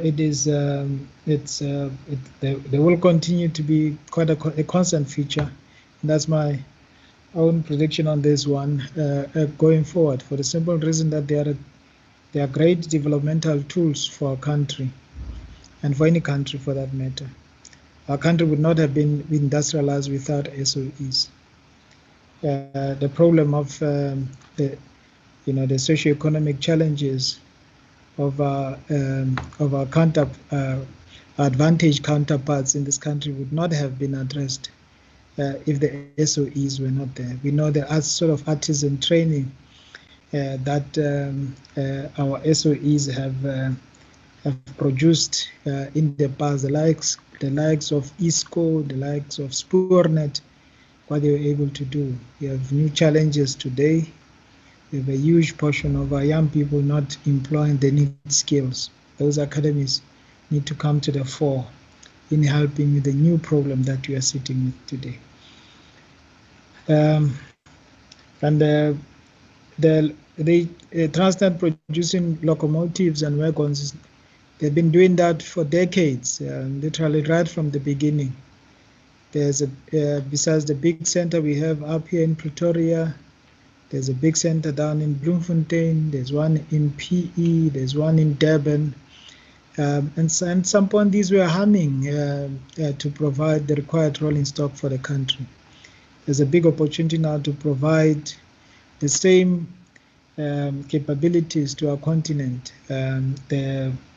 As part of the Presidential Infrastructure Champion program or initiative of on the continent of the AU, South Africa has been identified as a center of excellence for provision of rolling stock to the continent. So these centers will come to the fore going forward to help us out in that regard. The department's ability, Honorable Smith, in responding to COVID-19 is quite limited in view of our budgets, but our SOEs have been playing quite a significant role, as I've indicated earlier, including ESCOM. It kept the light on during COVID, which is something that should be commended. And besides that, they've also used their own manufacturing capabilities to help in provision of PPE, including ESCOM as well. Their research center has really been a star in this regard. They've even produced sanitizing fluid as well, including PMP at Denel. They've really been great. Entities, on a continuous basis, government reviews its SOE portfolio, where an entity has reached the end of its mandate. It is either repurposed or it is closed. So that's a continuous activity that goes on across government, as we have seen, and the same happens here at DPE. And as we over time will be sharing more in terms of some of the restructuring that our SOEs need to undertake, and I've referred to some of it today. And this question, Honorable Mudise's question, is also answered in that regard on the rationalization. We have spoken to the NCACC role, Honorable Mudise. The question was also asked, why Denel not at the DOD? I think it's a question that's above my pay grade. That's a portfolio that we are entrusted with, and Honorable Mudise. And on how we advise on markets to Denel, we can answer that for us. PRC recommendation, we have Honorable Makube on the line. He can answer that question. And the Pelo Pepper, it's Honorable Dlamini is operating and has been very busy during this period with COVID-19, serving those rural communities that you referred to. And there was, in fact, a special request from the NCCC to assist in that regard. So it's been doing a great job in terms of extending healthcare services. The Sustainable Development Goals implementation, those are being implemented, though we are not reflecting on them on here. There are certain components, obviously, that refer to our own entities.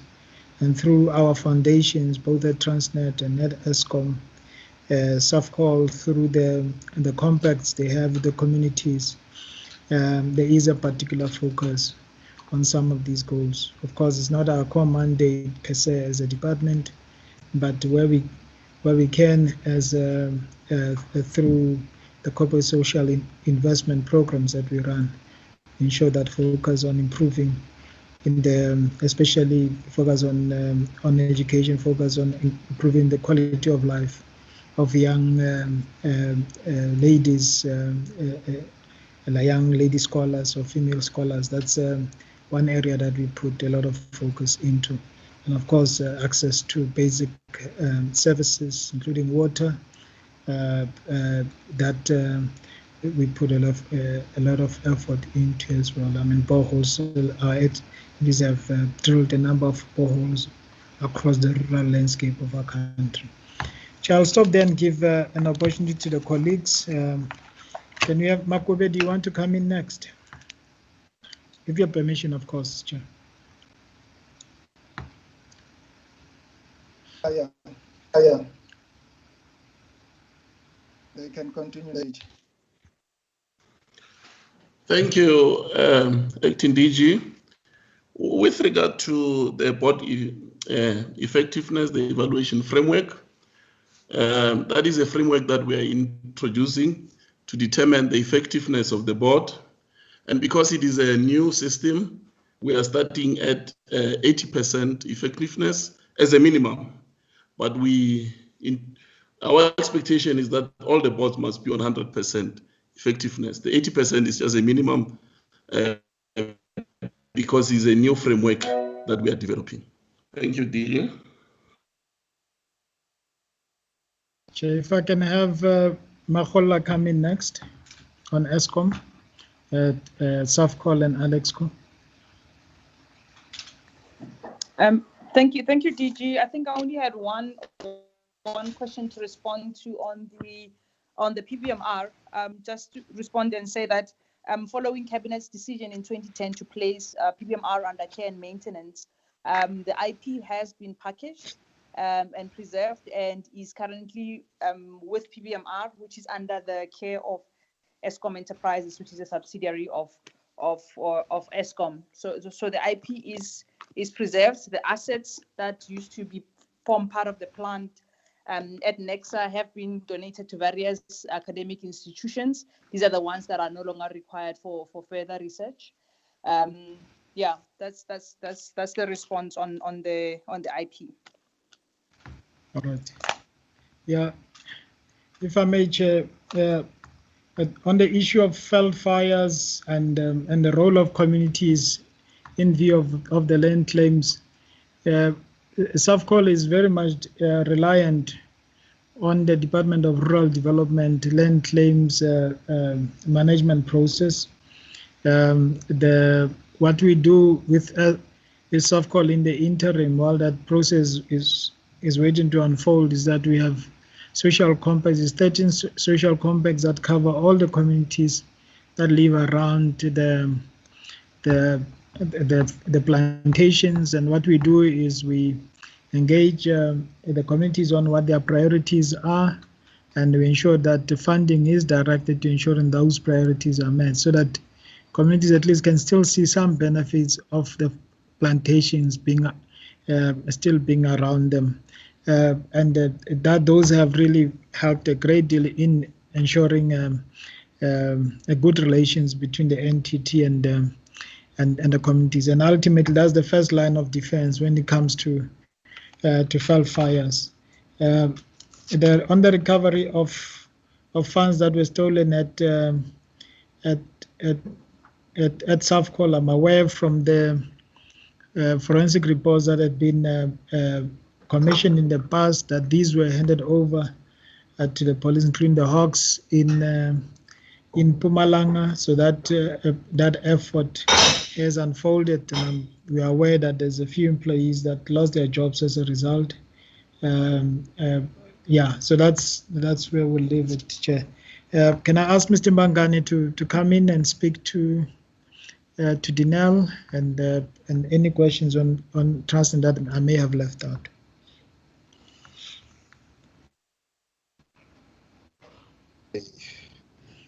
Thank you, DG. Thank you, Chair. I'll start with Danelle. I think the DG has covered most of the aspects related to Danelle, in particular the report to say Danelle has been compliant. They may have received difficult audit conclusions, but they've been fully compliant with the expectation to submit the financials on some defined time. So they have been compliant in that regard. So if you look at the restructuring of Denel as an activity to turn around the entity, if you go closer to the business, you'll find that some activities, the level of vertical integration is quite substantial and is creating unnecessary cost burdens on the business. I'll give an example to Pretoria Metal Pressings. I think the committee once visited that facility sometime last year, just to indicate the extent of vertical integration in that business. To say, in short, what that business does not own in that integration is it doesn't own a copper mine, it doesn't own the mine workers, but from melting the copper to manufacturing a bullet, it has that capability, and not all of it is used 100%. So the restructuring means you look at those parts of the business that you can source in an open market, and you allow that business to be run differently. You just become a client of that business.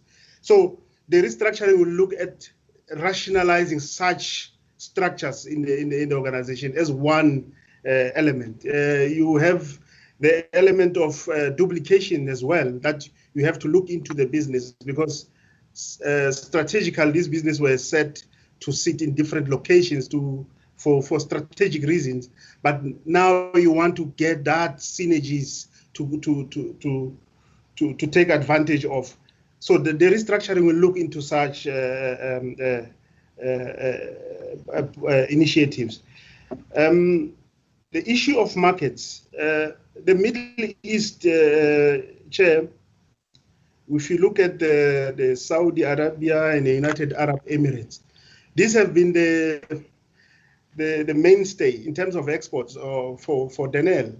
And I would say the licensing or the NCACC also looks into geopolitics before they can give you a license. They look into this geopolitics. So I think the issue of the Yemen conflict also had a role to play in terms of delayed issuance of licenses. But the license regime, I think last week Friday, or if I'm not mistaken, it was gazetted, where there was an issue about the need for inspections. You deliver the systems, and then you must still send officials to go and check whether the systems are where they were meant to be. So that has been sorted out. I think from last week Friday, it has been gazetted. So those licenses can start to be issued and deliveries be made, and the requisite income be gained by the SOCs and other companies. So that is being sorted out in terms of the NCACC. We had a strategy meeting with Denel this past Monday with the minister. The issue of markets came to the fore as well, to say you can't have a concentration risk of being too biased to a particular region. You need to spread yourself across as far as possible. Well, that's a very ideal position. It's a very ideal position because in the defense area, to develop a market, it takes years. It's not like you can switch and play elsewhere, switch off here and play elsewhere. To develop a market, it takes a long time. And remember, there are already established players wherever you're looking now. There are already established players. They have already cemented their position. You have to go and dislodge them. That's not going to be an overnight achievement. So, developing market, it's a long-term strategy to spread across. So I guess even the restructuring will look into such to say, if we say I'm restructuring, I'm going to have partners. So it means if I'm partnering, I'm going to partner with people from other regions. That gives you a foot into the markets of these new regions. So the restructuring is not only internally looking into the business, it's also externally looking to say, how do we support the business away from this concentration risk so that it has got wider markets across the globe. So that's part of the restructuring process. So going to Transnet, the lockdown, if you look at the impact of the lockdown, for example, the freight business of Transnet, they have managed in the month of April, they were able to move 60% of their planned volume. So the COVID, we were afraid that it was going to affect them quite significant, but they were able to move at least 60% of what they planned to move in the month of April, which is if you consider that we are at the middle of the real lockdown, they've achieved quite a bit here in terms of moving freight. But the critical issue that is on the table is the investment and maintenance of the infrastructure. For the next 9 years, approximately 40 billion rand is set aside for infrastructure maintenance or in the rail system. This year alone, 74% of the 4.2 billion rand that is set aside for infrastructure maintenance is meant for the rail system. So there's a focused plan to make sure that the rail system is up to speed to support the economy. That's the activities across Transnet. And the issue of congestion at the ports, it's also being addressed as a focused area. There's an element of automation to make sure that the congestion of trucks, particularly at the Durban port, it's managed properly. Yeah, so I'll look at the Pelo Pepper train just to say there Transnet is providing primary healthcare services like dental, eye care, and some psychiatric support. That's what they are able to provide through that system. I'll stop at that, Chair.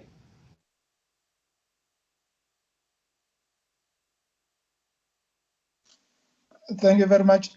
Are you done? We are done. Thank you so much. Yes, Chair, I think we are done. We can hand back to you. I think all the questions have been somewhat dealt with. Thank you. Thank you very much. Before I can hand over to my co-chair, I just want to check if there are members who have got follow-up questions. Just a minute each for a follow-up, and straightforward pointed if the question was not answered. Can I check members? Yes, Chair, I've got one. Yes, Chair. Okay.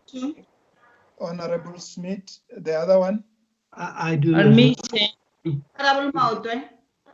Honorable Mautwe. Honorable Komani. Honorable Komani. Honorable Komani. And who else?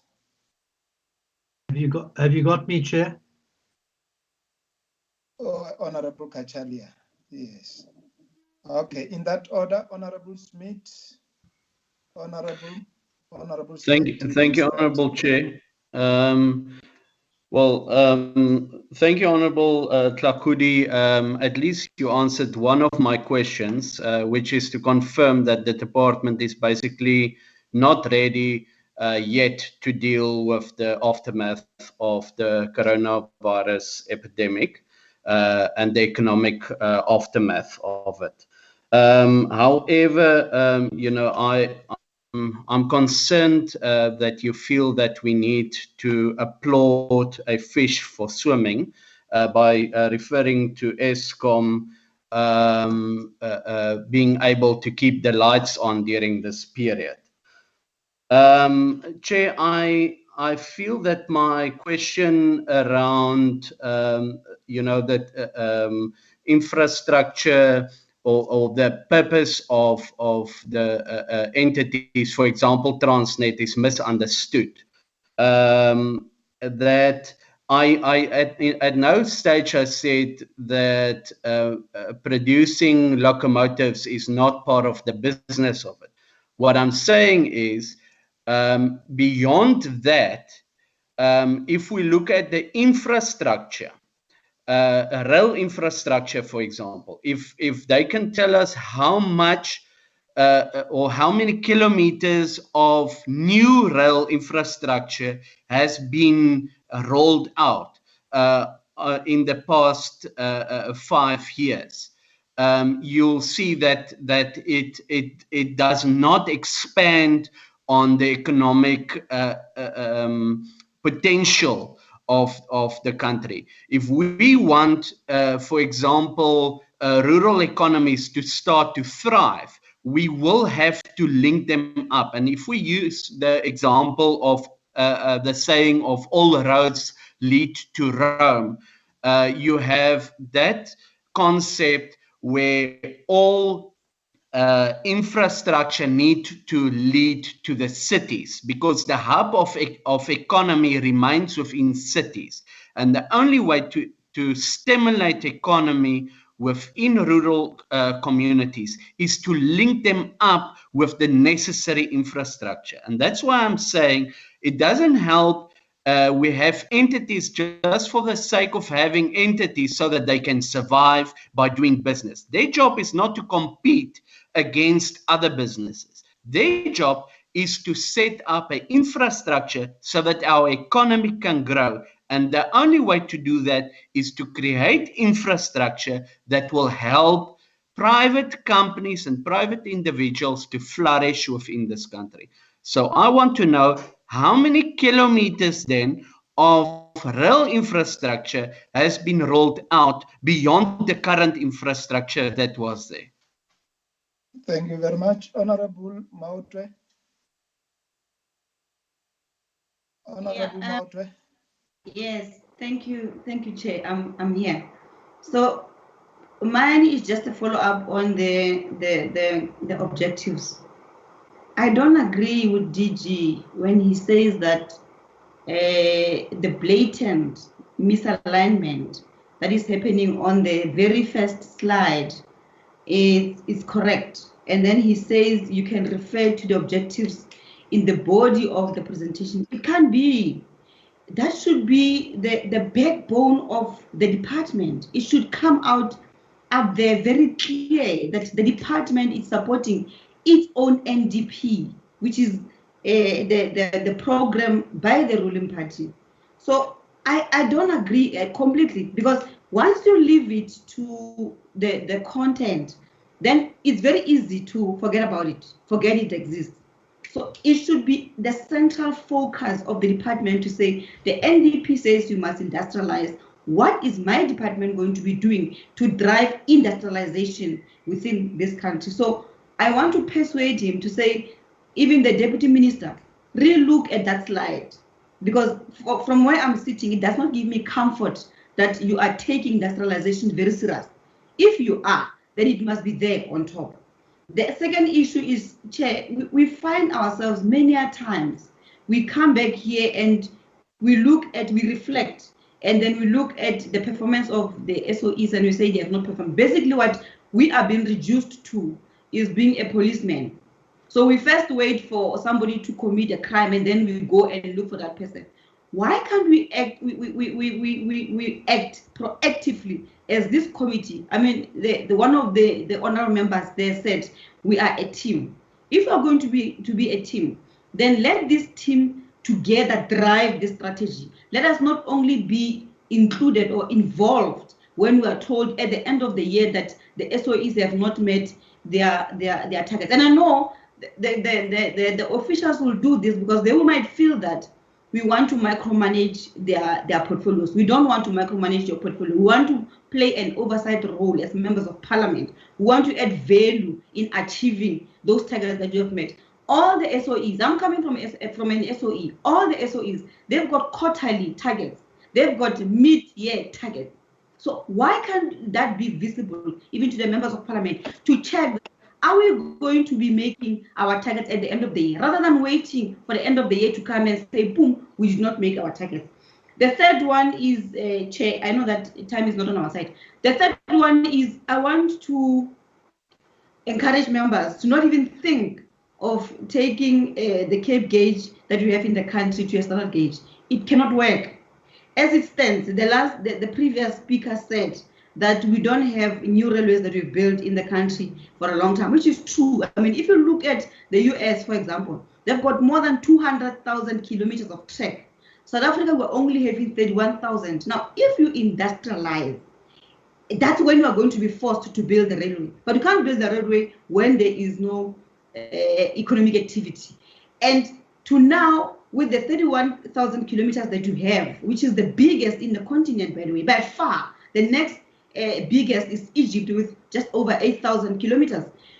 Together with the rolling stock itself, you've got more than 4,500 locomotives, you've got more than 75,000 wagons. What are you going to be doing with those wagons when you now move to a standard gauge? Because it means that all that you must then flush it away, because it's not going to work. It's not going to work on a standard gauge when you are on a Cape gauge. So it's a discussion that I know it might not be for this setup, Chair, but I'm willing to participate in that discussion when that discussion comes, because we are going to plunge this country into an economic crisis if we even think of moving to a standard. By the way, we don't even need to, because we are running freight. Freight is fine. It doesn't have to travel at 240 kilometers per hour. You need a standard gauge when you are going to be running high-speed trains. I'm going to plug it for them. The last one, Chair, is the volunteering that we are seeing happening, and the DG touched on it, on ESCOM, for example. Please, let us be very, very careful of what we are trying to do, because we don't want to play a narrative that says that old white men are good enough to come back to the SOEs. People who are on pension must stay on pension. We've got youth that is unemployed. We've got youth that has got a lot of innovative ideas. Of course, you need some level of experience, but the experience is still there in these organizations. And if you don't have, then it means we have left the critical thing of knowledge management, and how do we then retain the knowledge that our people have gained. So I'm going to suggest that the DG, just be careful of deploying people back into the SOEs who are perceived to be, in most cases, are white retired engineers. There's nothing like that. We've got people who are capable, including blacks and young blacks that are capable. The country is sitting with high unemployment rate. We can't go and recycle people who are on pension. They must remain on pension. Thank you, Chair. Honorable Mkause. Honorable Mkause. We can pass. Honorable Chairperson, can you hear me? There. Yes, I can hear I'm you. here. Chairperson, we understand that there was also a lot of, I know it's a new question, it's not a follow-up, but we want to understand about the corruption cases that are still pending in SA Express. Can the department just enlighten us on that, and how far are these cases, and what exactly are the cases all about? Thank you, Chair. Honorable Komani. Thank you, Chairperson. Let me just record that we note with disappointment that there is no rescue plan for the airlines, as recorded in terms of the answers. But then the question would then arise to say, does that say, because the answer to my question was that the department relied on the legal advice that they received. And then it did not further say as to whether the department aligned itself or did not align itself with the liquidation. But then if if it does align itself with the liquidation of SA Express, what was then the reason for the airline to be put under business rescue? Because for one to say it safely to say, by us allowing the airline to be liquidated, whilst we had the business rescue practitioners, which we have paid to one, it is perceived as there's no value for money. Because if we had value for money, we should have saved that money and used it for something. We should have gone straight to liquidation rather than having business rescue practitioners and allow them not to present the plans, because the intentions of one having the business rescue practitioners is to see as how do we rescue those practitioners. And Chairperson, lastly, I want to echo the same sentiment as Honorable Mukause, because what she's saying is really not a new question, because one wanted to know, even previously we asked the minister, because we know there were corruption in SA Express, how far are the cases? Were there people who were found to be corrupt or who were found to be perpetuating those things? And what were the remedial actions taken? Thank you very much, Chairperson. Honorable Kachalia, 1 minute, please. Thank you. I have two questions, two comments. One was on the shareholder compact that was raised, and I understand that the reasons advanced for some non-disclosure, but and it only being presented in annual financial statements. Now, in the first instance, many of those annual financial statements are way overdue and have never been presented. So, along with that, the shareholder compacts aren't presented. And secondly, the non-presentation of these on request is an example of rigidity and non-flexibility. We need this information in terms to interrogate performance. Surely the stakeholder, the shareholder compacts are not a state secret and are needed. Secondly, in terms of the mention of the right leadership being effected and the quality of boards being improved, I welcome that. However, they are responsible, as was said, to put in place people with deep sectoral knowledge.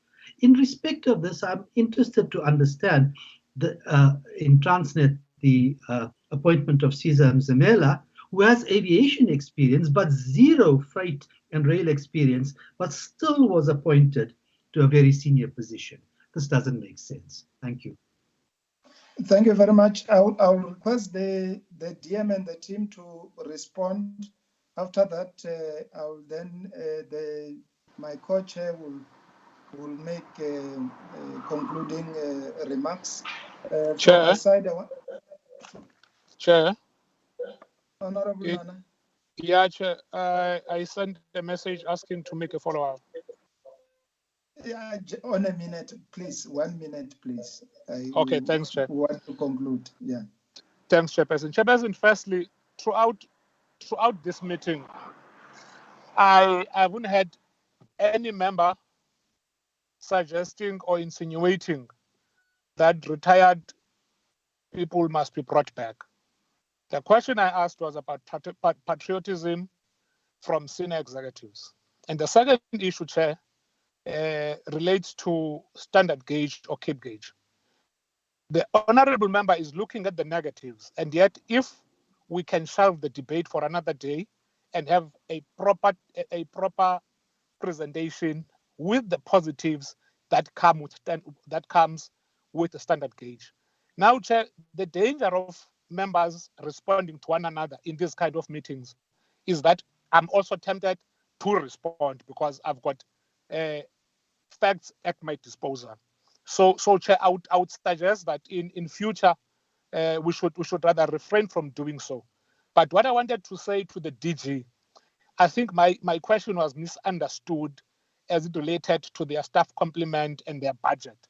What I wanted to ask DG was really not about the budget as such, but it was about how confident are you, given the budget and the small number of personnel you have, how confident are you that you can actually perform effective oversight over 6 SOEs? Thank you, Chair. Thank you very much. Like I had already said, I'm handing over to the Deputy Minister, and from there, my co-chair will make concluding remarks, and then we close the meeting. I want to thank members for the cooperation in the question and answer session. Thank you very much for that.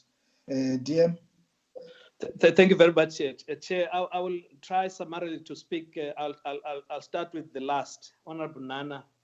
I think we will also respect the fact that we will not engage with the honored members in that way, except to say we welcome discussions between ourselves on the appropriate measures to be considered given the need for us to work at really getting our economy working again. There are many things that we must subject to scrutiny. All views should be welcome. So from that point, we welcome the exchange. In fact, Honorable Maute was also making a point about not being reactive, proactive. We thought that that is the posture of the 6th administration. Even the 6th Parliament has emphasized a point of being proactive, an activist parliament. We welcome engaging on these, not only through the instruments of annual reports that are probably those taking place afterwards. The committees, I'm sure the system can make for that, and also make for a multi-party engagement in these matters. I just missed saying that in respect of energy policy of the country, I think the government does proceed from a premise that acknowledges the need, the importance of the multi-pronged sources of energy acquisition or energy generation. The issue with the previous nuclear build program was its burden in terms of achievability. It was not a rejection of nuclear as an option. It was more the issue to do with the costs related to that and the affordability thereto. Honorable Kachalia, we take your comments, and I think it's in the spirit of being more open with the premises from which we're moving in dealing with the matters.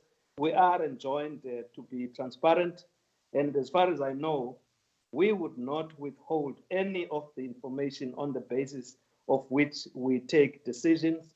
It would be in very extreme circumstances, market sensitivities and other things like those for which there will be such considerations.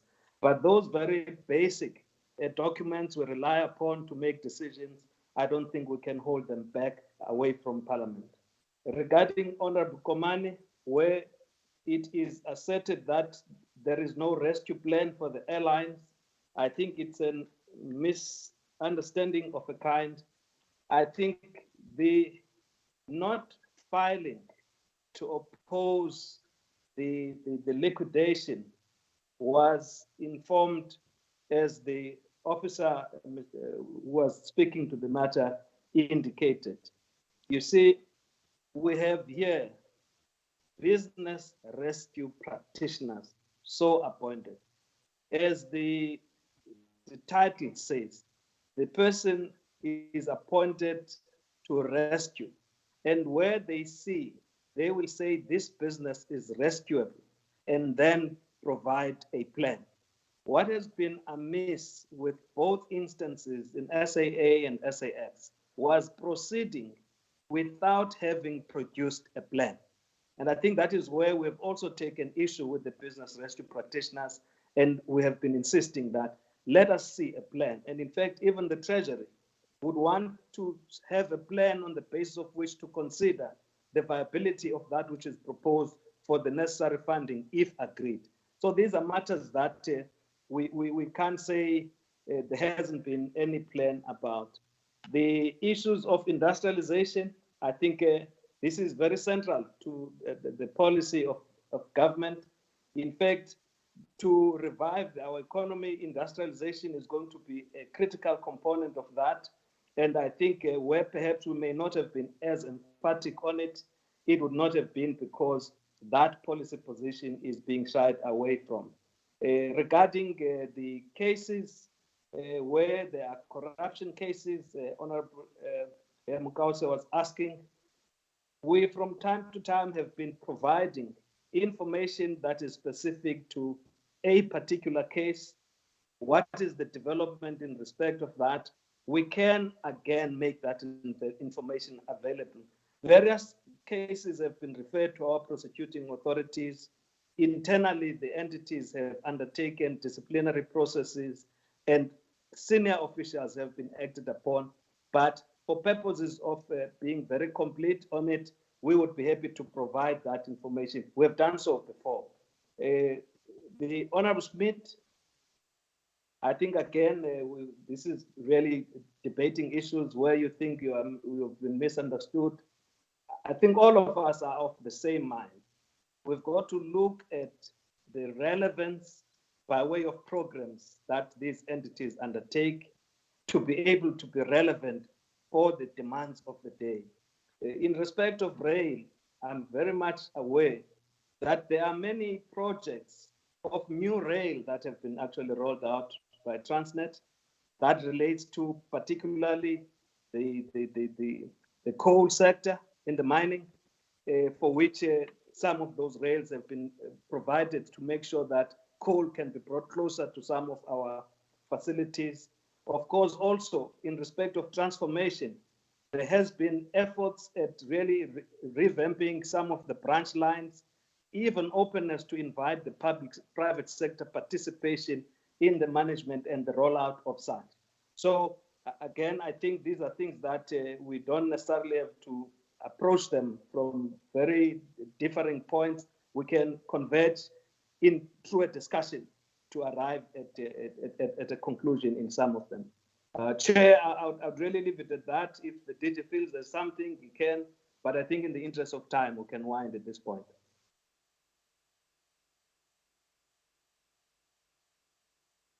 Now, we are good, Chair. Thank you so much. No, thank you very much, Comrade. Honorable Magaka, can you round up, Co-Chair? Thank you, Chair.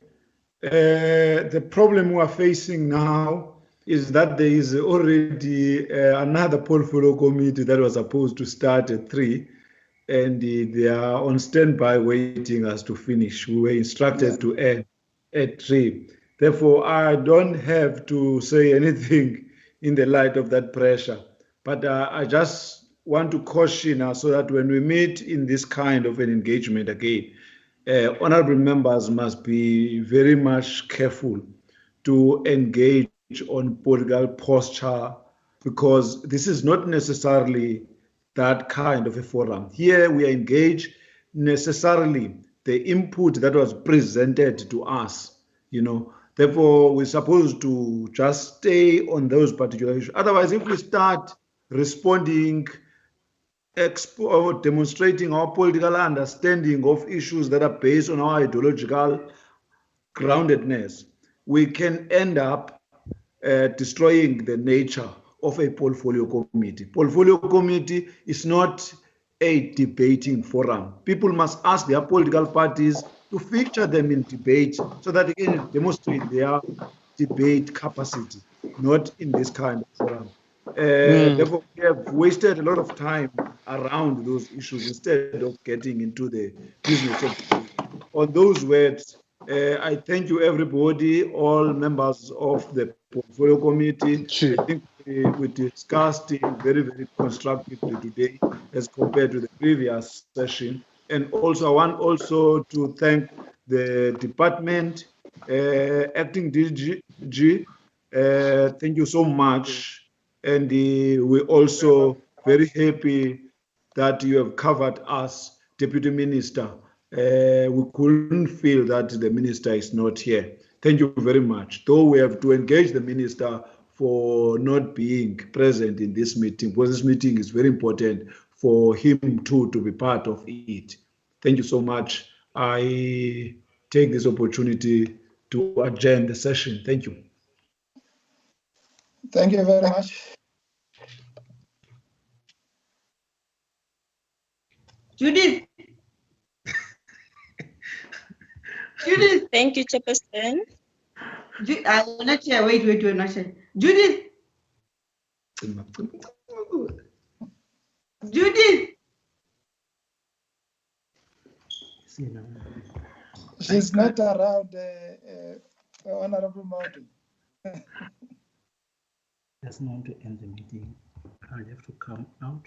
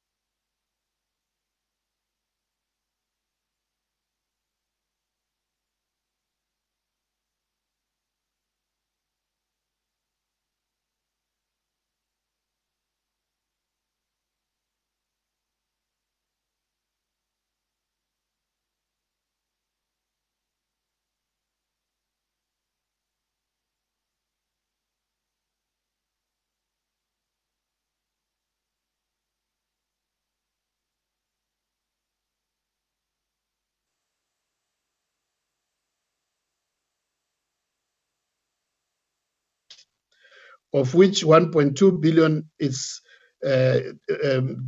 regarded as the voted funds, 2.7 billion earmarked funds, and 49.2 billion on direct conditional grants, and 2.3 billion is indirect conditional grants.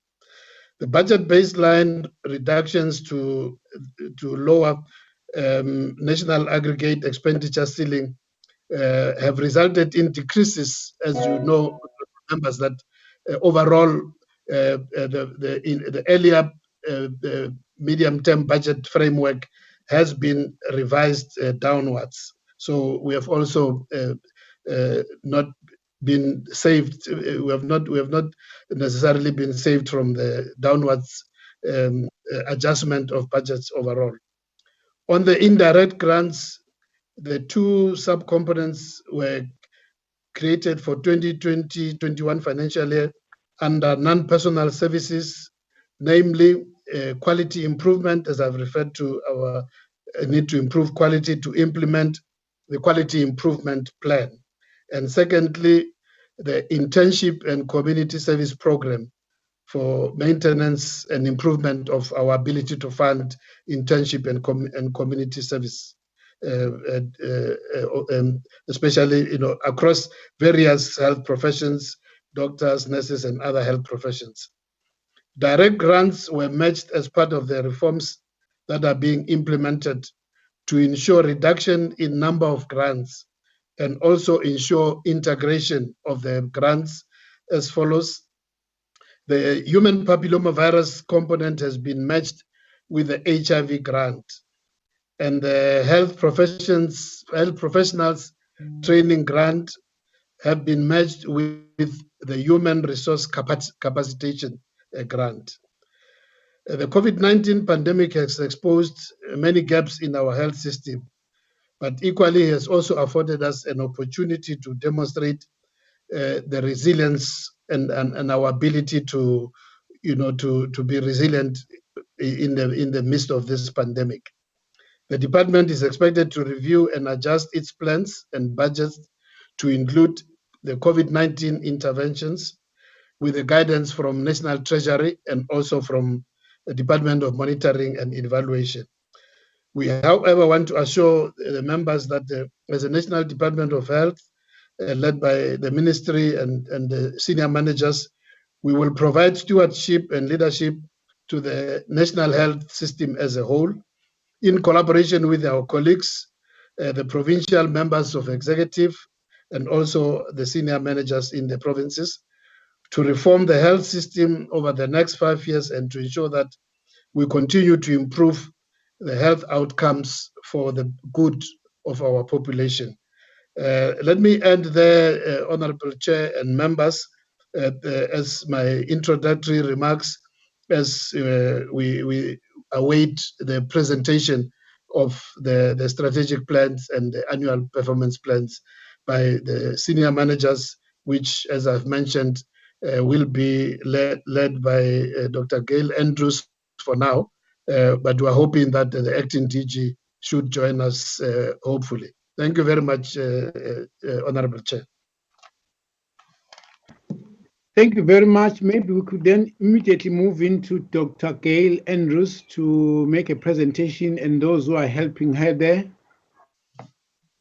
Thank you, Chairperson, and good afternoon, honourable members. I'd like to ask Ms. Rennie to just load our presentation.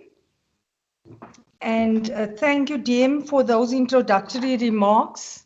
I think while we're waiting for the presentation to load, I should just point out that DM has provided much of the context for our strategic plan and our APP, which we tabled in Parliament on the 10th of March. I'd just like to highlight very briefly a few more points, or to underscore a few of these points. I'll also turn off my camera just so that we have better streaming, and I'll turn it on when the question time is on, if that's okay. Dr. Andrews? Yes. Dr. May I make this request? May I make a request to the honorable members? Honorable members, as the presentation is going on, may you indicate in our group WhatsApp your desire to ask so that I can don't have to write the question to me, but just indicate your desire. I would wish the same could be done by the members of the NCOP to Honorable Gillion. Thank you very much. Bye. Thank you, Chairperson. I'm just waiting for them to put the presentation on slideshow. Is it visible to the honorable members?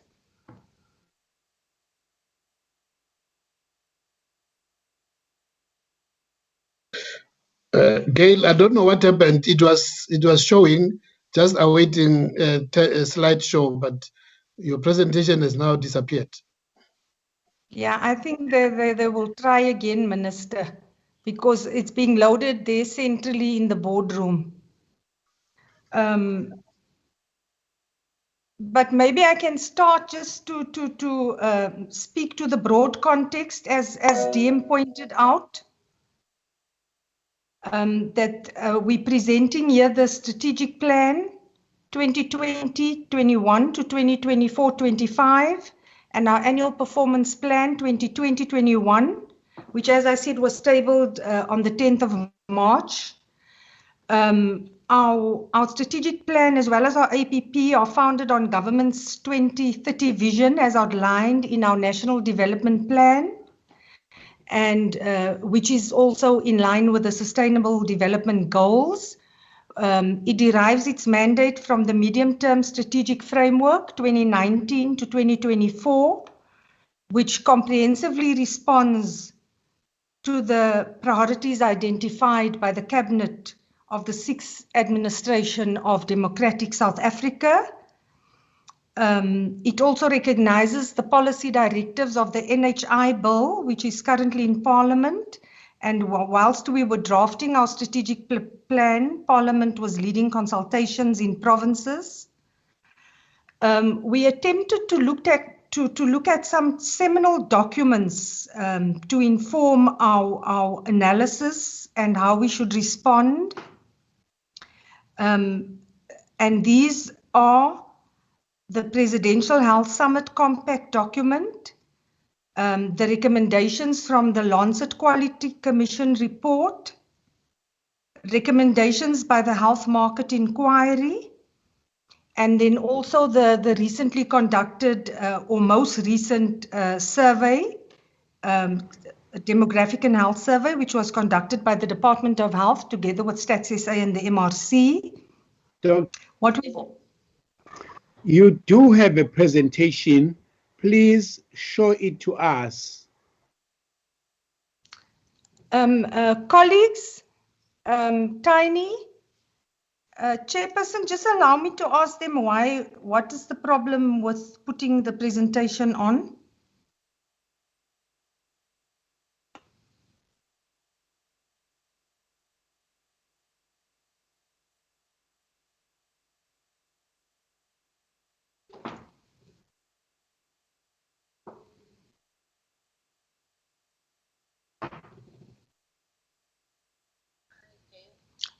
What happened to the presentation, Tiny? Okay, just put it on slideshow as well, please. Thank you. They've succeeded to load it now, Chairperson.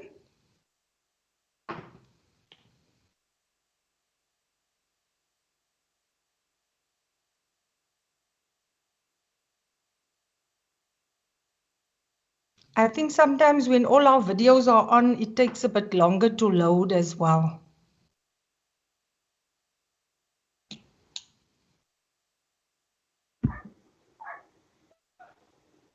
Apologies for this.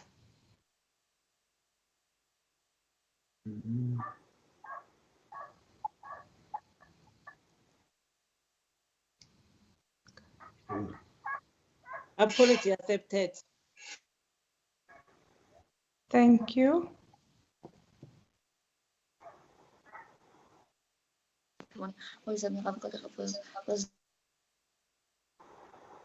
Yes.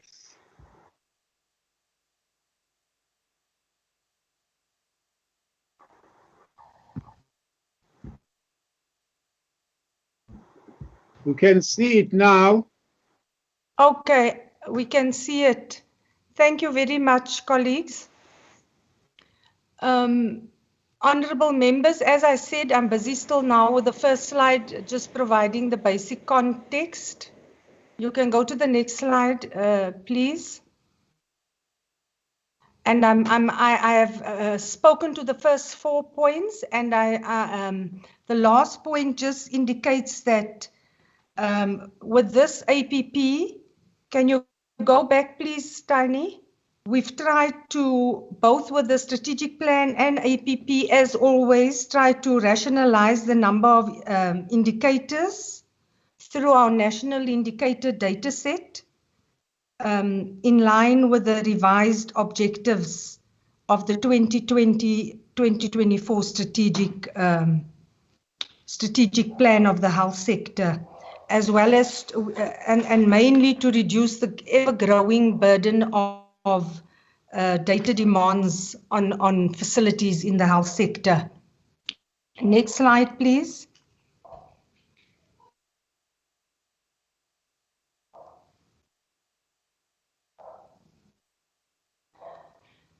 Honourable members, this is just to show that whilst we are a country with challenges in our health outcomes and in our health system, it may not be perfect, but we have made significant achievements over the years.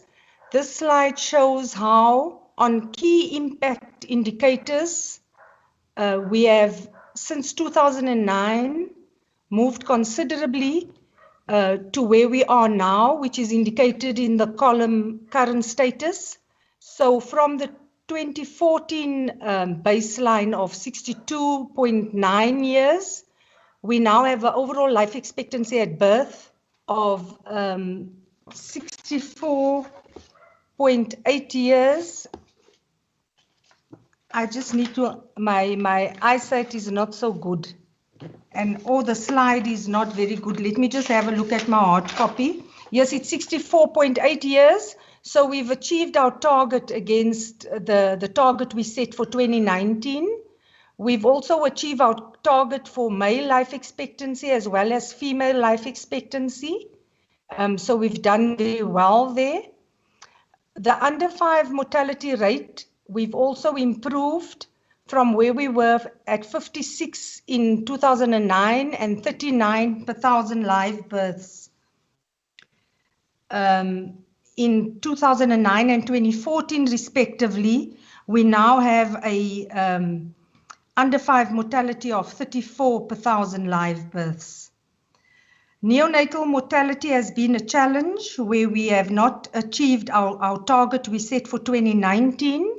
However, we have improved from 14 neonatal deaths per thousand live births to 11 deaths among neonates. The infant mortality, the same. We have not achieved our target we've set for 2019, but there's been improvement from 39 in 2009 and 28 infants per thousand live births in 2014 to 25 per thousand live births, our current status.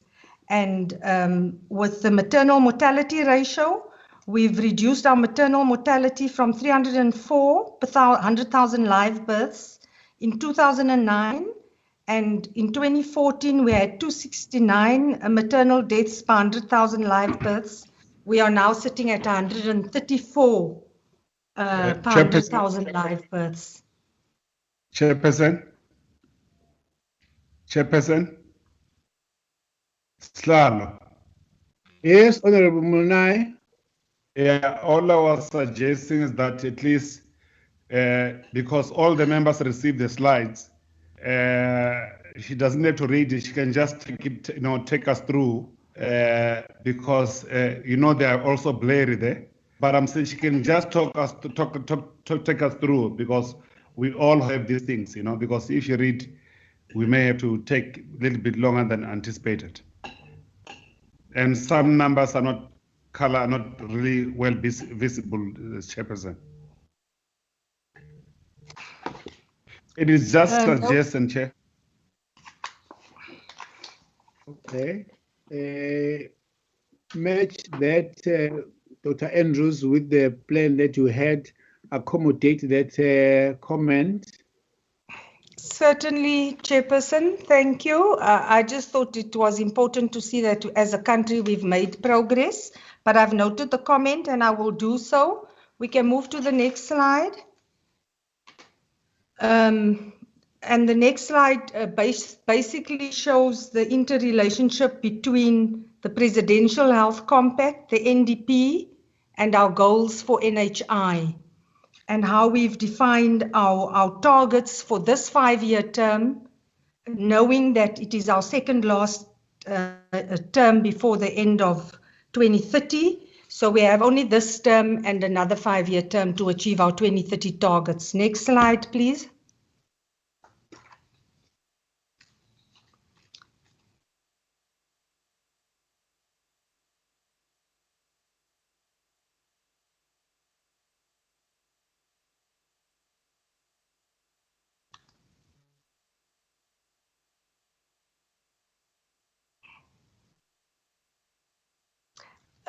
This is how we've approached our 5-year strategic plan. It is in line with the 2 impact statements of the MTSF, which is really to improve life expectancy of South Africans and to achieve universal health coverage. The slide then outlines the goals. We have 4 goals against these 2 impacts. So we can move to the next slide, Tiny, please.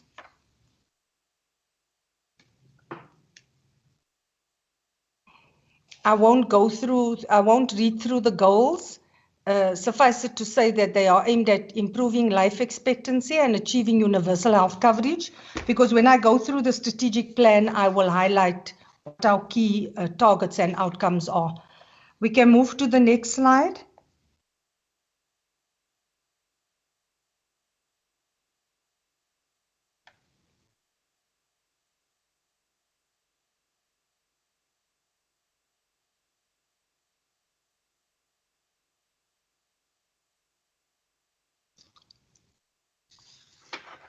You can continue, Tiny.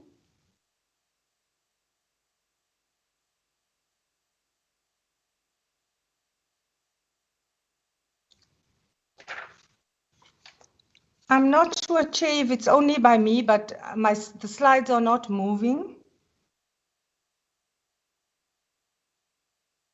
That's why we proposed for you to talk through, because we have the. Okay, yeah, let's continue. Yeah.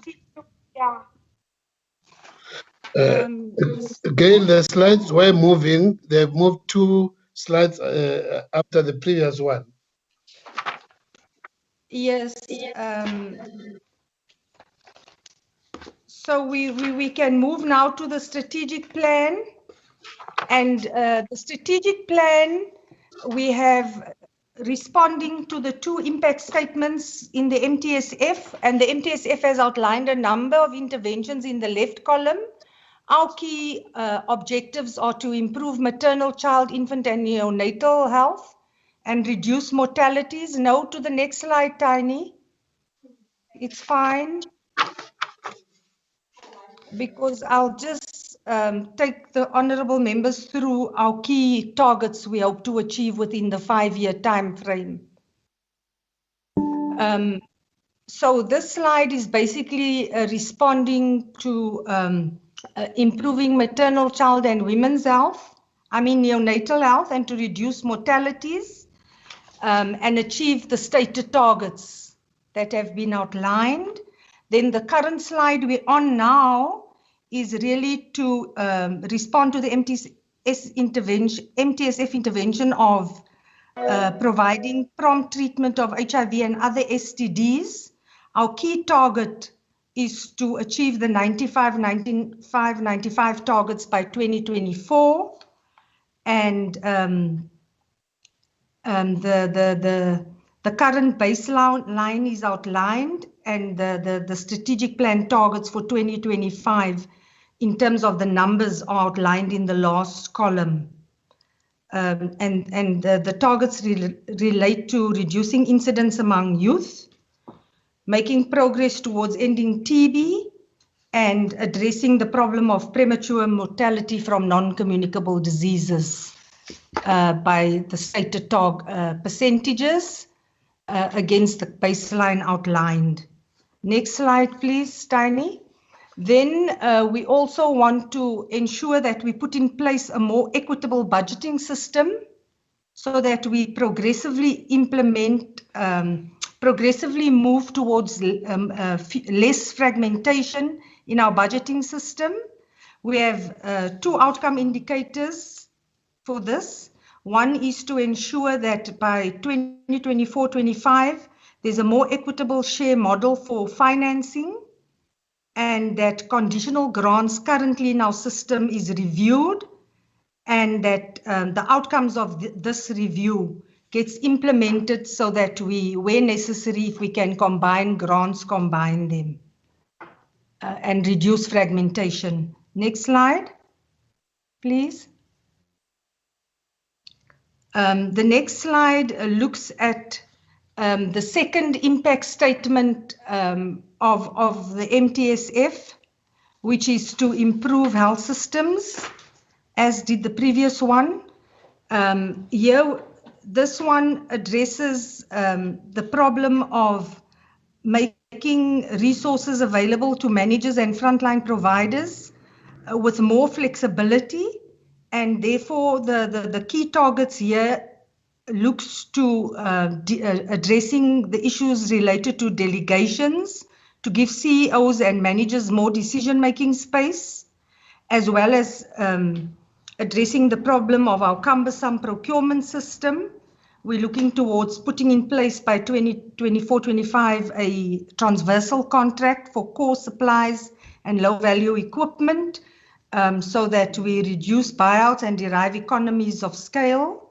We also want to completely do away with stockouts on medicines, as the target shows, 100% facilities with no stockouts, and 100% of primary healthcare facilities with cost accounting centers. The next slide continues to talk to financial management strengthening in the health sector. We'd like to ensure that by 2024-25, we move from our current baseline of an unqualified audit to a clean audit. We also want to improve the audit outcomes of all 8 provinces, as outlined there, including the audit outcomes of the entities, and we want to address the problem of contingent liabilities, reducing medical legal cases to under 50% by 2022, and reducing overall contingent liability by 80% by 2025 for all claims on our register. Next slide, please. The next slide speaks to an enabling legal framework and implementation of the NHI bill. The key outcome for the health sector is to ensure the package of services is expanded to our population on the basis of equity and cost effectiveness, with the target of universal health service, universal UHC service index being 75% at 2024-25, and that the NHI fund will be purchasing by 2022-23. And then we also want to have a more integrated service delivery platform with a strong referral policy to ensure continuity of care. And by the end of the 5-year term, all 52 districts must have institutionalized the guideline and have implemented strong referral systems. Next slide, please. We also would like to ensure that we improve the quality of care. That's a key outcome with a number of outcome indicators, speaking to certification of facilities by the Office of Health Standards Compliance, the percentage of facilities that qualify as ideal clinics, the percentages of hospitals obtaining scores above 75%, and the percentage of traditional practitioners offering high quality services. And as the honourable members can see, our targets are relatively ambitious and not under ambitious. We've really applied ourselves because we need to move to achieve 2030 targets of the NDP. Still with a focus on quality and safety of care, we want to improve the care of people requiring preventive chemotherapy. The baseline is currently 80%, and we want to move to a target of 50% of people requiring chemotherapy for schistosomiasis is reduced. So in other words, the percentage needs to come down in order for us to show improvement. Then the number of ports of entry where services comply with international health regulations requirements must improve from 15 ports to all 44 ports of entry being compliant. Same with regards to emergency services regulations. All provinces should be compliant with the regulations, and the percentage of blood alcohol tests that is completed within the turnaround time, the normative period being 90 days, we want to see 98% of tests completed within this normative time. Next slide, please. The next intervention of the MTSF that we're addressing now is with a focus on human resources and nursing colleges. With regards to nursing, the outcome in our strategic plan is to ensure that staff are equitably distributed and that all human resources working in the health sector have the right skills and attitude. We have two indicators here. One is that all 9 our nursing colleges are accredited and registered to offer the quality basic and specialist nursing programs by the end of the 5-year term, and that our human resource for health plan is implemented within this time frame. The HRH plan comes with a clear monitoring plan. So when we say that the plan is implemented, it means that the goals outlined and the targets stated are achieved in the 5-year term. Next slide, please. The next key outcome for the health sector relates to community participation in the health system's development and responsiveness of the health system through participation of people to ensure that we meet their health needs. Our key target is that 85% of patients are satisfied with the care that they receive in the public health facilities. This will be achieved through implementation of our experience of care surveys. Another target here is to ensure that 100% of our facilities have functional clinic committees, as well as hospitals have functional boards, thereby strengthening also governance. Another outcome, next slide please, related to community participation is to look at the percentage of households with low socioeconomic status that is actually visited by community health workers. We want to have 100% of household covered by community health worker visits. Then our next outcome focuses on strengthening environmental health, specifically water, sanitation and waste management and food management services, and all 52 districts, metropolitan and district municipalities must be compliant with the norms and standards that are in place. Our next outcome is on infrastructure projects and improving infrastructure in the health sector. By the end of our 5-year term, we want to have 80% of public health facilities refurbished, repaired, and maintained. We also want to ensure that we have adaptive learning and decision making through the strategic use of information and evidence, and ensure that we have a learning health system with learning intentionally built into how we do things. To this end, our indicator is that the national health strategy must be developed and the goal strategy must be achieved by the end of the 5-year term. We also would like to have people use information for improving learning and decision making and thereby strengthening the health system. To this end, we will develop performance dashboards at the national department to be used across all branches in the department, as well as by the provinces and the district offices, so that we truly become a learning system capable of adapting readily and responding readily to the demands on it. In terms of information systems, our key outcome we desire is to be responsive to local needs and to enhance the use of data, because we also know that data use drives data quality. Here we have 2 outcome indicators with the targets as stated.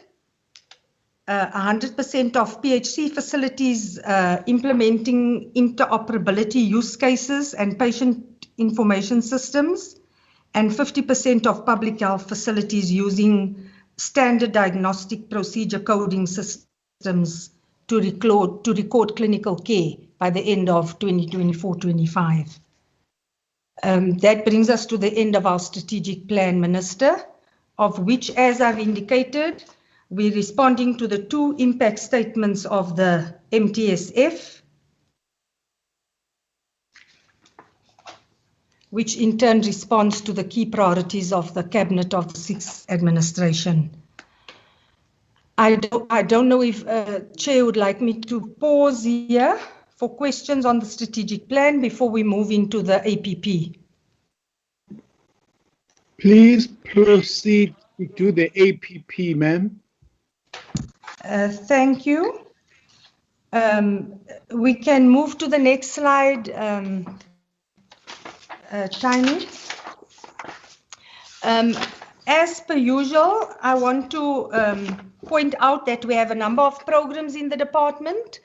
Currently, our budget programs, as outlined here, is not quite aligned with our organogram, but that will soon be completed once our new DG starts. We'll align our organogram with our budget program.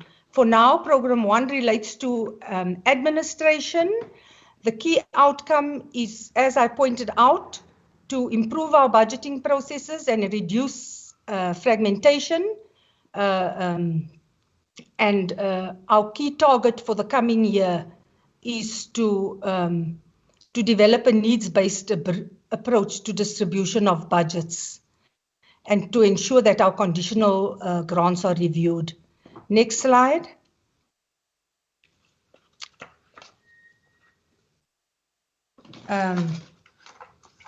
The next slide speaks to our human resource outcomes. Not the human resource outcomes, the resource outcomes we desire to be available to our managers at the front line through reviewing our delegations. So for 2021, the key target is to ensure that policy and guidelines for cost center accounting are developed for primary healthcare facilities, and that procurement policy framework and scopes of practice are adopted for district offices and health facilities, with delegations and with effective controls being developed by the end of the financial year. Next slide, please.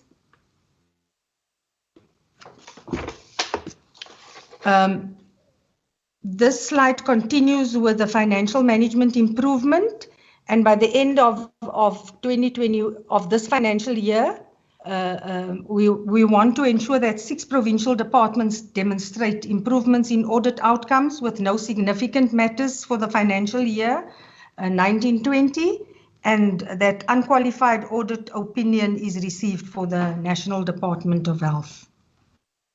Next slide. I'm not giving the outer targets, I'm just giving the target for this year, honourable members, in the interest of time. Here we focus on addressing our medico-legal challenges, and the key target is to develop and manage our medico-legal claims. Then also to ensure that we have a secure case management system that we develop and implement to streamline case management, and that this is implemented in 8 provinces to address the medical legal litigations. Those are the all for administration. Program 2 is related to national health insurance. You can continue, Tiny. Hello. Yes, Chairperson. Yes, Chairperson. Yes, I can. Yes. Okay, can I continue?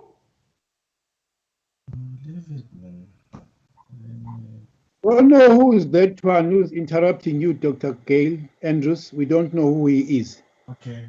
No, it's like an echo, you know, and I'm not sure if it's somebody trying to stop me or just an echo, but it's gone now. Maybe everybody can put their speakers on mute. Right. It will help. I'll be multitasking because I'm also looking at another one for communications. Can you hear me now? Yes, yes, I am. I can clearly. Can you hear Thank me? you. Thank you. Yes. Okay, so we'll continue with the national health insurance. The national insurance key output indicator is really to ensure we respond. Comprehensive response is provided to the portfolio committee and NCOP on the NHI bill for the year under review, because as we know, the bill is with Parliament now. The next key outcome we wish to see is that we have 46 million individuals registered on the health patient registration system. And we want to put in place a national accreditation framework for primary health care facilities and for GPs and put it out for public comments by the end of this financial year. Then the next slide, we deal with the service benefit framework for primary health care as a key outcome for this financial year. We also want to ensure that we have the master health facility list published on an electronic platform. And we also would like to ensure that there's an improvement in the total number of facilities reporting stock availability at the surveillance center from 3650 to 3765 by the end of the financial year. Next page, please. Next slide. The next slide moves to quality of care. And here we want to increase the number of patients registered to receive medicines through CCMDD. And our target is 3.5 million, up by from 3 million. That concludes program 2. We then move to program 3, which deals with communicable diseases and non-communicable diseases, aimed at reducing both communicable and non-communicable diseases, as well as addressing the challenges related to maternal and child health, specifically to reduce maternal and child mortality. Our first output indicator is to have a campaign by radio which will promote all components of child health and nutrition, and the target is stated there. I won't read it. People can, honourable members can read it, as well as to ensure that we monitor and we develop a monitoring and reporting system to monitor the implementation of the nutrition guidelines for early childhood development programs. And we want to not only develop the system, but pilot it in 9 districts. Next slide. With regards to hospitals, we want to ensure that we have 25% of our hospitals obtain a score of 75% and above for food service quality assessments. And then with regards to the Mass Drug Administration Implementation Plan for schistosomiasis, we want to have the plan developed and implemented. With regards to HIV incidents, next slide please. We hope to address incidents, HIV incidents among youth by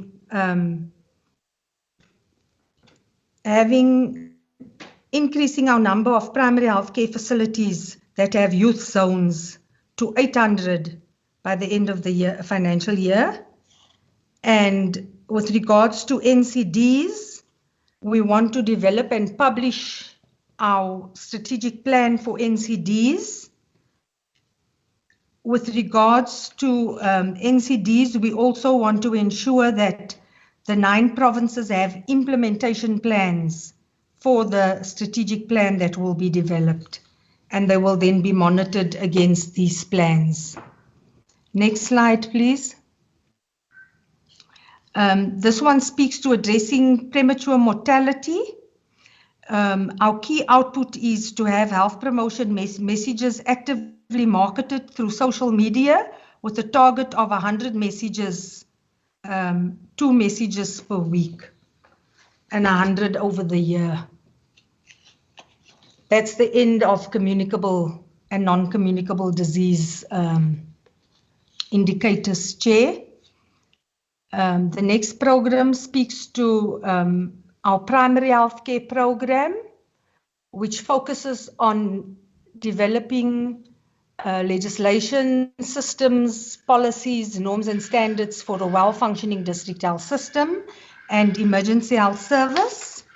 So the indicators relate to these key mandates of the branch or the program. Our key target is to have 350 PHC facilities and 50 hospitals implementing the quality improvement program, and to have 2,100 facilities qualify as ideal clinics, and to have our policy on traditional medicine developed. To furthermore improve quality and safety of care, we want to ensure that our port health services are compliant with international regulations, with 25 ports of entry being the target for this year.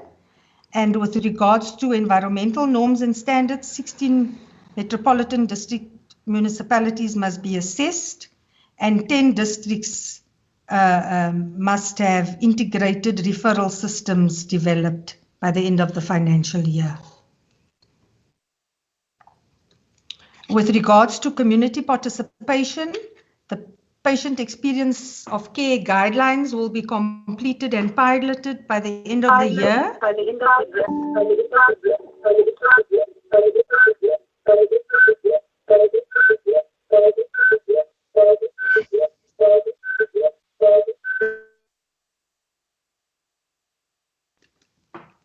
Then we want to have a monitoring system for measuring the effectiveness of clinic committees, and we want to have training materials developed in order to train the boards so as to strengthen both clinic committees and hospital boards.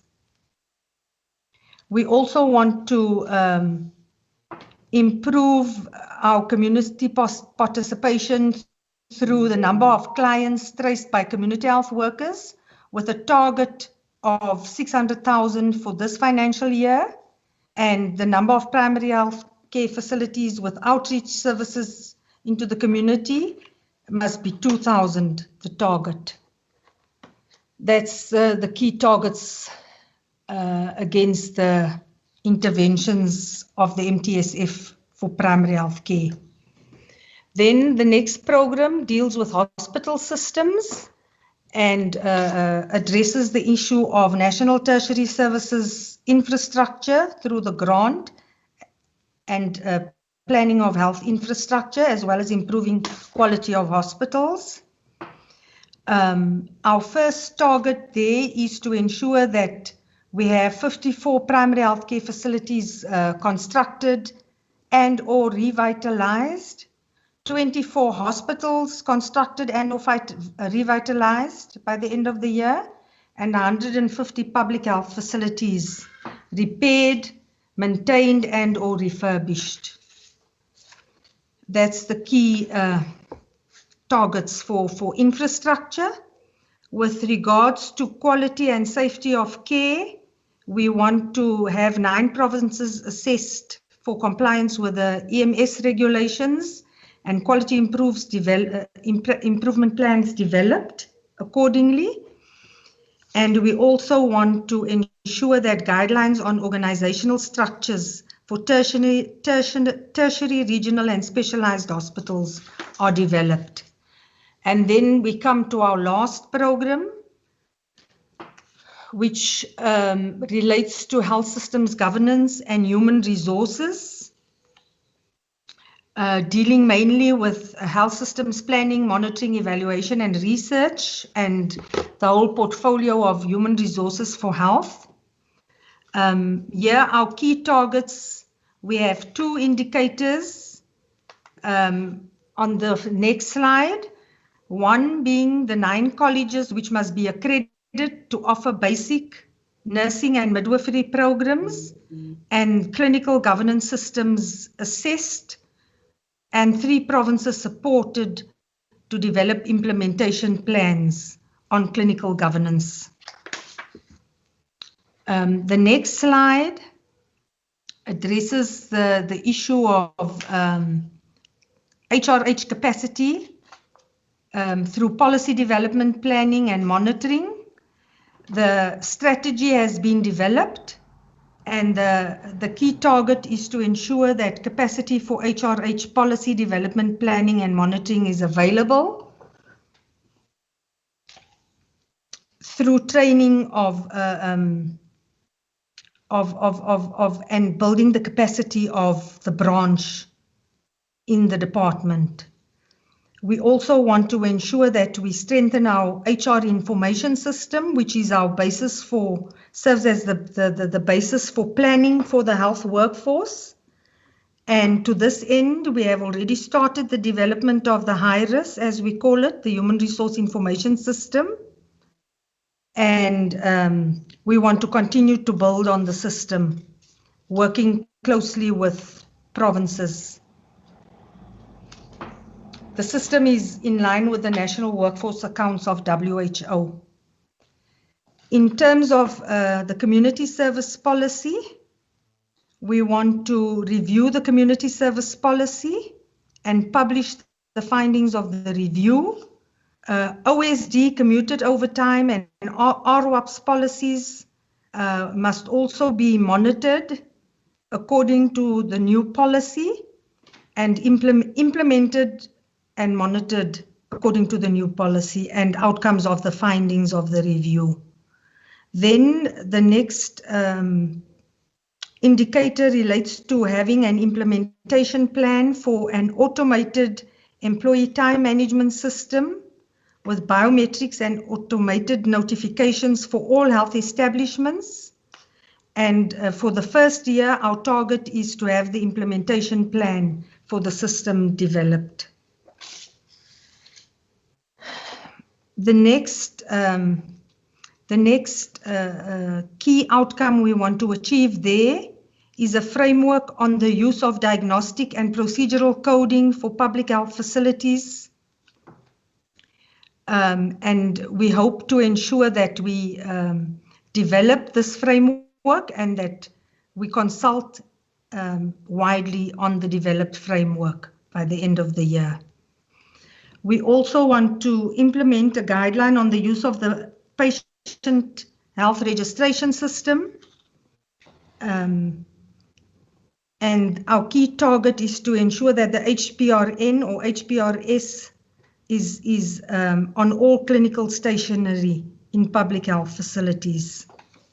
So henceforth, all stationery we publish must have the health patient registration number to ensure we can uniquely identify all our patients. We also want to have 1,100 primary health care facilities where the link between HPRS and NHLS track care systems are implemented.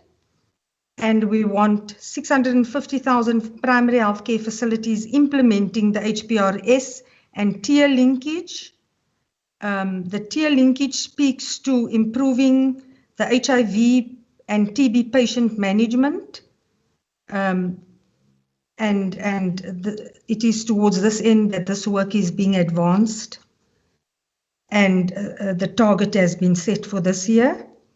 We also would want to look at our interoperability norms and standards for digital health and ensure that a revised version is published. And we want to have 2 priority cases for use that we can implement and apply the standards of the new interoperability framework. So our key aim here is to revise the standards and develop 2 use cases for this coming year.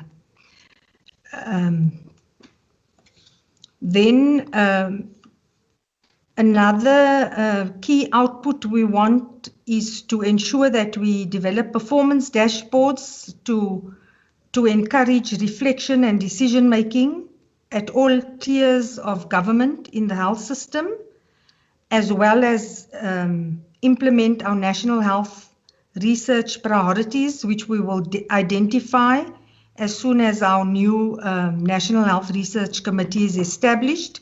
Minister has already appointed the members, and we're about to have our first meeting soon. Then with regards to blood alcohol tests, just to indicate to the honourable members that the target here is to have 90% of tests completed within a normative period of 90 days. That completes the Programme 6 indicators. And maybe also just to mention to honourable members that the lab tests belongs with forensic pathology labs, and they will be moving over within this year to the National Health Laboratory Service. This has been underway for the past 2 years, the planning to move the labs over. Thank you, Chairperson. I hand over now to the CFO.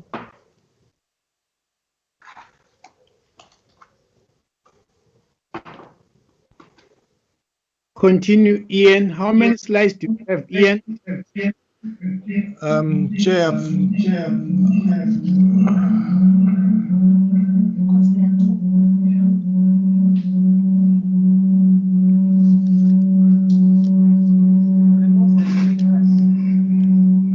Chair, sorry. Can you hear me? Chair, am I audible? Yes. All right. Thank you, Chair. I've got a few slides. I'd like to demonstrate 3 things. Firstly is the move between financial years. Secondly is just a breakdown between voted, earmarked and our conditional grants. And then thirdly, just looking at our grants as it's the biggest budgetary item. So on this slide, you will see that we have an 8% increase in total budget from 51 billion to 55 billion, and the breakdown is per our 6 programs. I'll just pick up on some of the points. The first is the National Health Insurance grant program. Mostly the changes there was the shift from the health practitioners contracting grant, which was a indirect grant, to a National Health Insurance grant, which is a direct grant. And also the movement of that to Program 6 together with the Human Resource Capitation grant that was moved to Program 6. So in this Program 2 resides the NHI indirect personal grant as well as a non-personal services grant. Program 3 had a 9% increase in budget, mostly as a result of the human papilloma virus vaccine conditional grant that have been combined with the HIV grant, as well as the isolation of the community outreach services grant within the HIV grant framework. On hospital systems, there was some allocation increase in the indirect grant, as well as on the NPSG. Can they move the slides, please? It's still the same. Still the same slide, Chair. I'm just talking through the slide. I'm giving you some of the salient points. So that's on Program 5. On the 6th Program, Health Systems, Governance and Human Resources, we had a 24% increase, and that's mainly because of the shift from Program 2 to Program 6. Next slide, please.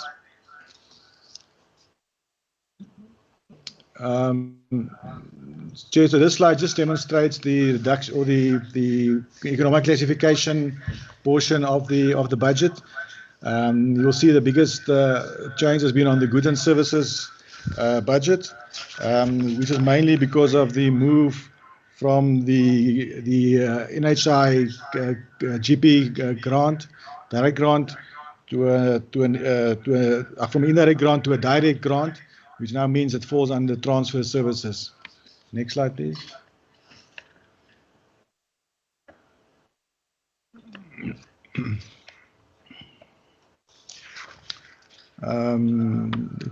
So all I need to demonstrate here is just the breakdown of our budgets between our voted funds, our earmarked funds, our conditional grants direct, and our indirect conditional grants.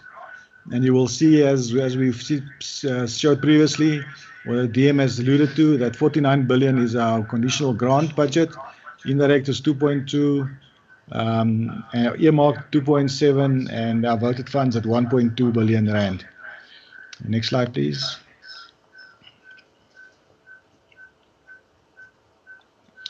Chair, this is just a breakdown of the voted, earmarked, and grant funding in terms of economic classification, and you will see that most of our, or the biggest portion of our conditional of allocation goes to transfers to the provinces. If I can then move on to the conditional grant after the direct grant slides.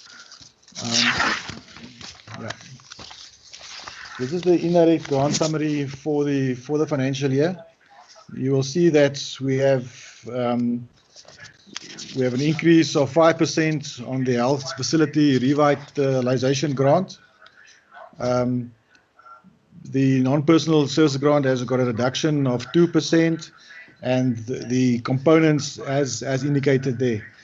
Just important on this is that we've got an additional component of 25 million for the quality improvement grant, and we've also within the personal service or non-personal services also have the internship and community services program additional grants. So, Chair, in total we had a reduction of 2%. You can go to the next slide.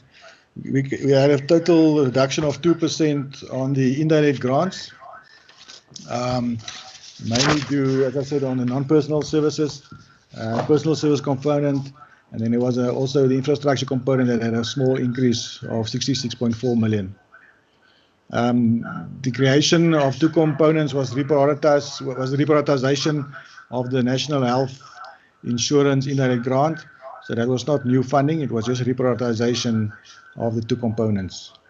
All right, thanks. Next one.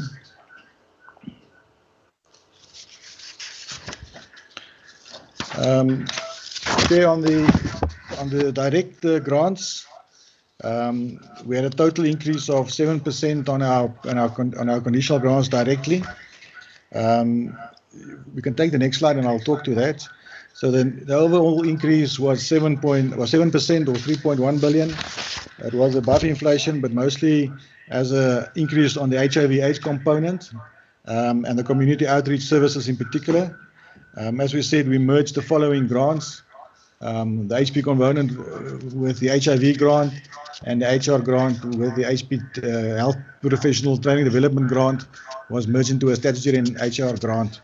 And there was no particular increase on the NHI direct grant for GP contracting. Next slide. On the NTSG, there was an increase of about 4%. It was reprioritized to also include a developmental portion, and the purpose of this is to develop new services or expand tertiary services in provinces such as the Eastern Cape, Limpopo, Mpumalanga, Northern Cape, and the Northwest. The training grant is also now including a developmental portion, and the increase was about 8% for year on year. The next slide. The Revite grant shows an increase of 1%, but there was actually a reduction of 2% in real terms. There was also a shifting of about 200 million from the indirect grant to the direct infrastructure for the Limpopo province and the Limpopo Academic Hospital. There's a small portion that is unallocated, and this is for incentive allocation, which we'll allocate during the adjustment, and it will be on the evaluation of the performance of each province. Chair, the next couple of slides is just a breakdown of each grant. I propose that I do not go through it. It's there for all the references. But this would basically be the breakdown of all the components per the direct grants. So if you allow me, I will leave it at that, Chair. Thank you.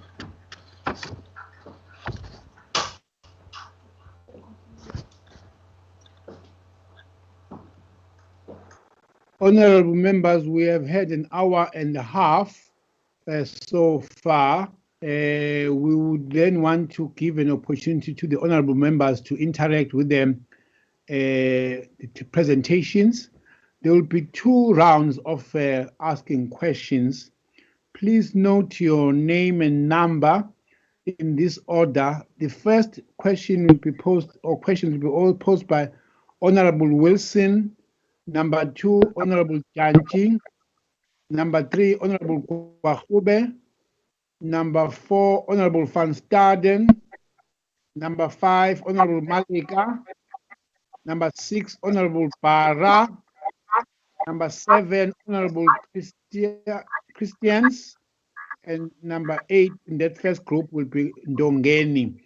The names I have not called will be on the second group. I see Honorable Shengwa now only responding. These names I'm reading are already on my list that I had requested to be forwarded. So those are the names in that order, starting with Honorable Wilson and going right down until Ndongeni. Thank you. Honorable Chair. Can I also be noted? I raise my hand. I said there will be 2 rounds asking questions.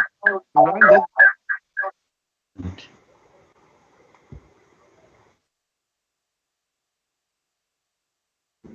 Honorable Wilson.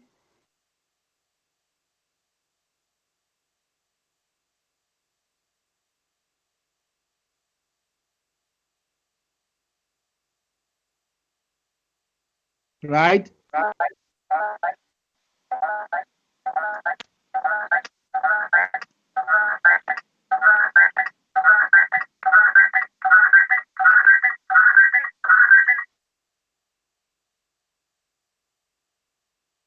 I can see Honorable Wilson is trying to call us. She's speaking. I can't hear her. Can we then jump her to go to Honorable Janji? Request that she writes her question down. Thank you very much, Honorable Chair. Let us welcome the presentations from the department. I'll try and be short, Chairperson.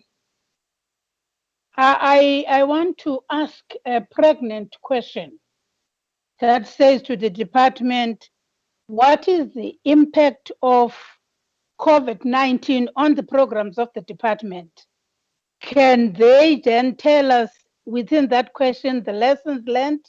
Can they tell us the reconfiguration they're talking about here of the one that I'm worried about is the child, youth and school health program with HIV. I want to know what impact has this COVID, this reconfiguration, what impact has COVID-19, what impact are they thinking this COVID-19 will have to the reconfiguration? Probably the last one, second last one is NICD. We've seen the role they've played in the COVID-19 pandemic. How will this institution be strengthened? And Ben Pelapoche, I'll probably come back. Unlikely, my sister, you will not be able to come back. I just noted we have had 1.5 hours. There's still a second round. Very unlikely. Please write it down for me. If there's a question, I will pose it on behalf. Thank you. Honorable Kwahube. Thank you, Chairperson. I'm glad that Honorable Mutyankis just asked the last question, because I do want to build on that. As I did raise it in our last meeting last week, that I think it's very important to note that if organizations don't adapt and respond to the pandemic and the current crisis, then they're not going to survive. And that can't be truer for the Department of Health as a lead department in this global crisis. So I want to understand, I mean, we are now considering a strategic plan of the next 5 years, which obviously does not include any of what has happened in the past 6 months, which of course makes sense because these things were drafted and signed off way before the time. But now we are in a situation where the department is likely going to have to reconfigure even the way in which the programs are done and designed and budgets are allocated.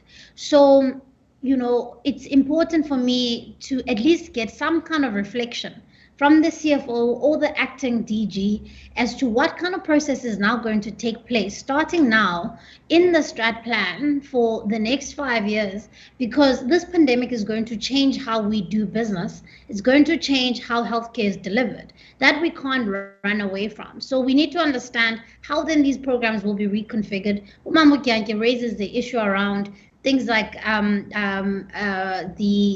NICD, for instance. You know, are some of those programs going to be more prominent than others? We've seen some of these conditional grants being moved around, but obviously, in my view, some of the programs are probably going to be obsolete in light of what we are dealing with.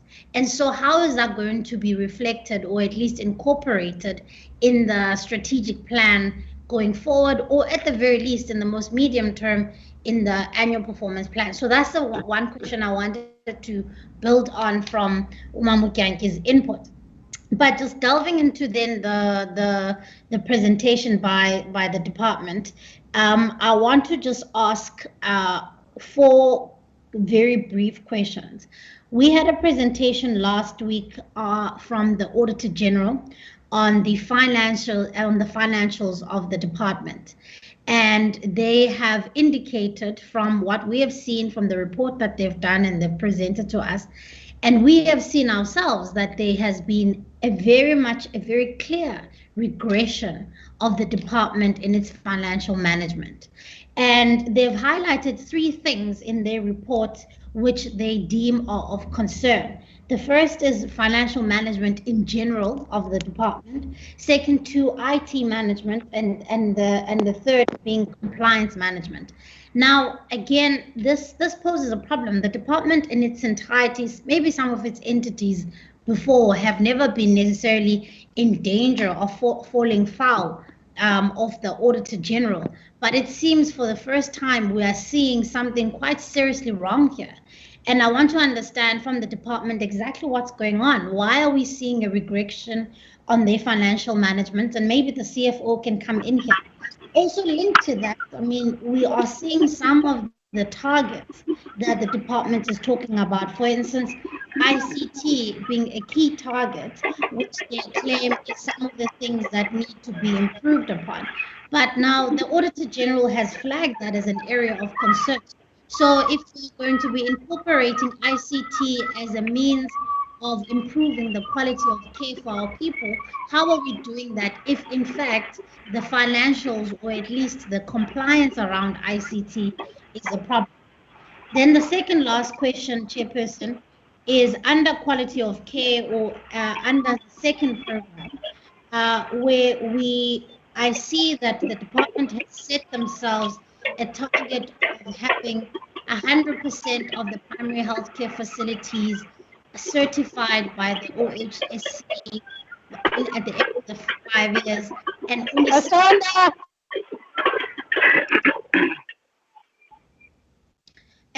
only 60% of hospitals to be compliant with the OHSC. Now, if we are going to achieve universal health care, which I think we are all in Edom, that needs to happen, How is it that we are neglecting to make sure that those facilities are of standard? And why is the target so low? And why is the target so further out?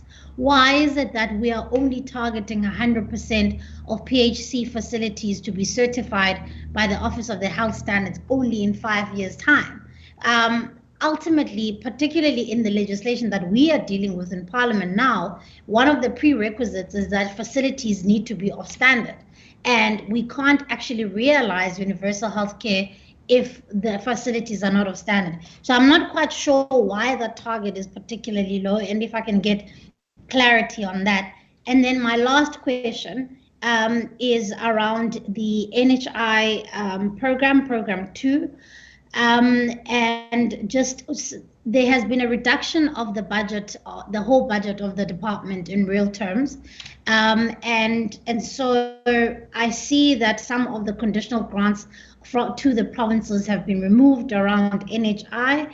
But here, one of the targets that have been placed in the APP is that they want to see an equitable share, or at least financing of NHI. So I want to understand, with the reduction in real terms of the department's budget, how is the department intending on seeing that materialize? Thank you very much. Honorable Van Staden, followed by Honorable Maleka. Thank you. Thank you very much. Chairperson. Excuse me, Chairperson. Excuse me. Chairperson. Chair, someone wants to speak. Yes, please. Can we allow the chair to share the meeting, please? Can I continue? All right, thank you. Let's allow the chair to chair the meeting, please. Thank you, Chair. All right, I'll continue. Thank you very much. I just want to know, I just have actually 6 questions, but I will be very fast. I just want to know what is the impact currently in the public health sector and routine treatment of ordinary diseases like HIV and TB due to the current lockdown. And my second question is, and we must know about this, how is the extra 20 billion allocated and spent that was allocated for this pandemic that was announced by the Honourable President? My third question is, are the department and public hospitals now ready to handle, maybe you can refer this, maybe you will refer this question, but I'm going to ask it in any case, are the department and public hospitals now ready to handle if we receive a peak in the current situation that we are having now? My fourth question is also, what will the impact be because of this pandemic on the strategic and performance plans for this department? And then I just, on slide 20, where they speak of 80% of the public health facilities refurbished and repaired, I just want to know, is there a timeline available for this action? And then last week, the auditor, that's my last one, Chair, the Auditor General report to us, but they find the same material issues that the department has not addressed yet, the same as last year, like medical equipment not utilized, and they were not able to issue a report for 2021 due to some communication problems apparently from the department itself.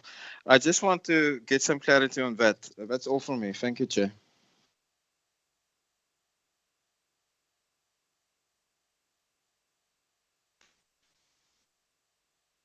Yeah, honorable members, let me just indicate there's both the National Assembly and the NCOP. So I took half of the names from the National Assembly and the other NCOP. So Sokers will be number 1 on the second list, followed by Honorable Chirwa, so that you don't have a panic on that. I haven't seen Honorable Wilson whether you are successful wherever you are.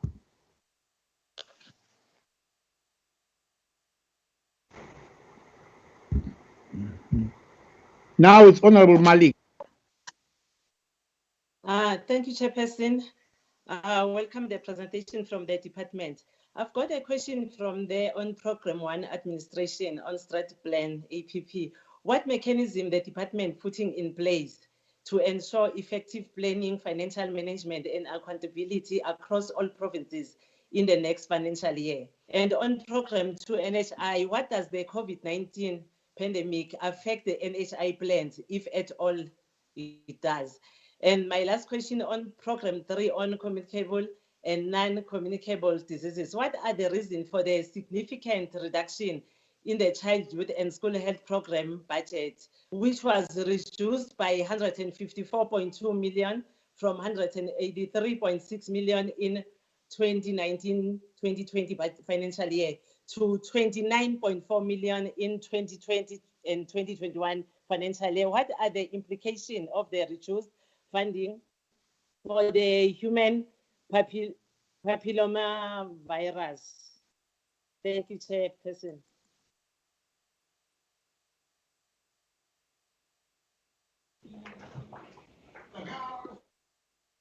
Can Honorable Barra followed by Honorable Christians, and then the last will be Ndongeni in this first group. Thank you, Chairperson. It's actually Baja, not Barra. Chair, thank you, and I want to welcome the presentation. Chair, for me, I think other members before me have indicated their view on the fact that there's not much that talks to COVID-19.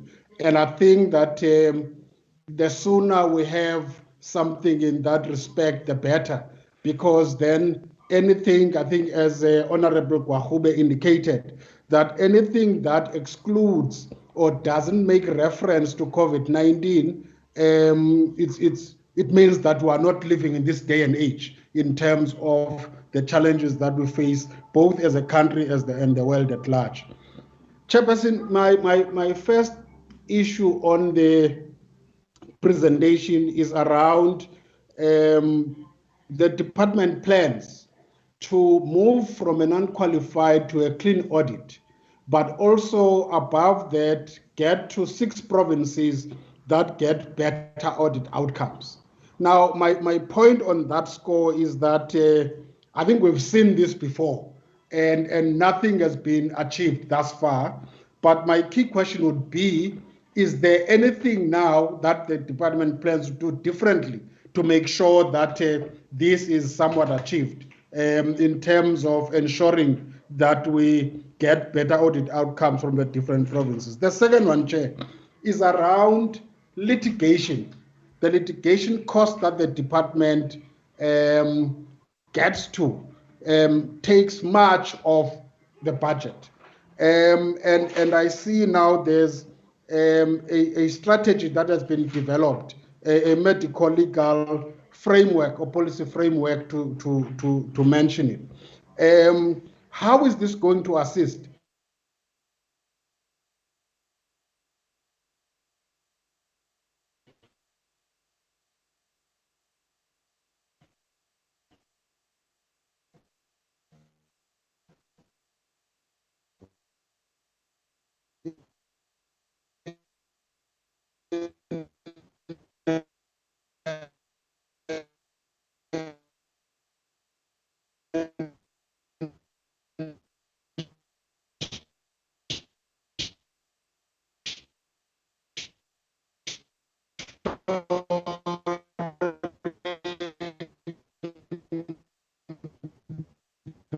In relation to NHI, what lessons have we learned thus far in terms of COVID-19 pandemic and our intentions of adopting a policy or a legislation that will go into NHI? So what is it that we've learned that will assist us in kind of strengthening NHI, or having to make changes that would make sure that we are able to adapt when we are confronted with such a pandemic as COVID-19? Thank you, Chairperson. Yeah, Honorable, can I request that if a question has been asked in regards to what is the COVID-19's implication to the current APP and strategic plan, we don't answer it again. We don't ask it again. We note that it has already been asked. Honorable Janji, Honorable Kwahube, please let us note that they have already commented on that so that we then move to new questions going forward. The next one is going to be Honorable Christians, followed by Honorable Ndongeni, in that order. Thank you very much, Chairperson. My first question is around Program 3. Now, the department shows good provision of contraceptive services in public health facilities, but how does the department aim to strengthen sexual and reproductive health among our youth, especially in light of the high pregnancy rates, and then also the rollout of vaccine for the human papilloma virus, which has been combined now with the HIV and other grants? Why has this funding for HPV been decreased, and why has it been combined with of the other grants? And also, how does the department intend creating more awareness amongst our women with regard to reproductive health? With regards to Program 4, with mental health being a critical issue in South Africa, what is the allocation for implementing mental health policy framework? That is setting up district mental health teams, improving health infrastructure, and improving mental health human resource, especially in terms of facilities like the one in the Northern Cape that has taken more than a decade to build. What will the department do in order to see to it that that facility and others like it will be fully capacitated in the future? Then with regards to what was mentioned with regard to neonatal and young infant deaths, what are the causes of these neonatal and young infant deaths and maternal mortality deaths? And how and what is the department doing in order to deal with it appropriately? Then my other question is obviously regard to COVID-19 and how the department is gearing up for that. My question is around schools and the reopening of schools.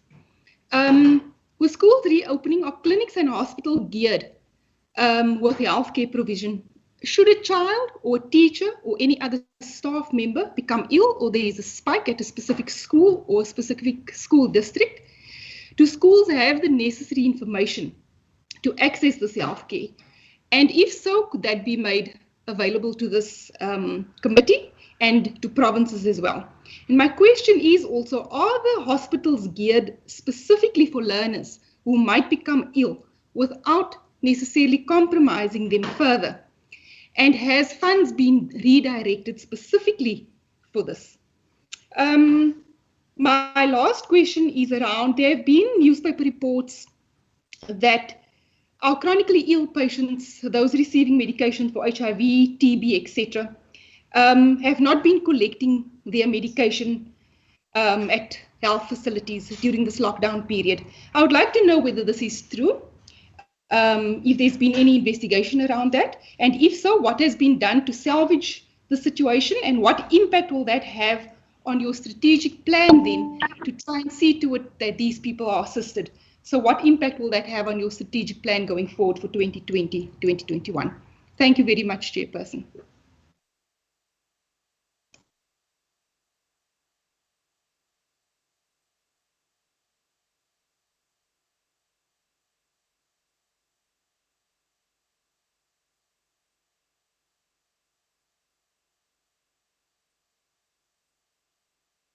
Thank you, Chair. I don't know whether I'm audible. Hello? You're audible. You can go ahead, Honorable Ndongeni. Oh, thank you. Thank you, Chair. I just want to ask, how is the department measuring the effectiveness of HIV and AIDS and TB prevention campaign? That's my first question. The second one, what cross-sectoral initiatives are in place with the Department of Mineral and Energy and Correctional Services to TB, if any? The third one, Can the department brief us on the integration of community health workers? The last one, Chair. Can the department report on the implementation of National Mental Health Policy Framework and Strategy Plan 2013-2020 in all provinces? Thank you, Chair.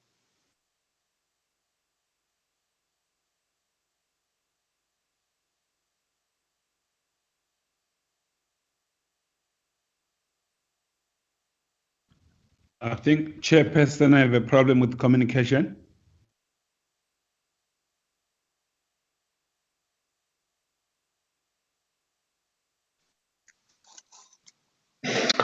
It looks like we have lost the chair. No, Chairman, don't worry. Gillian can take over. She's the second chair. Yeah. Gillian, can you lead us, please? Your co-chair communication it's disrupted.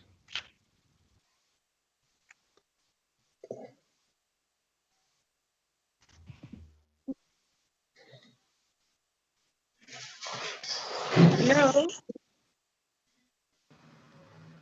I can continue, member.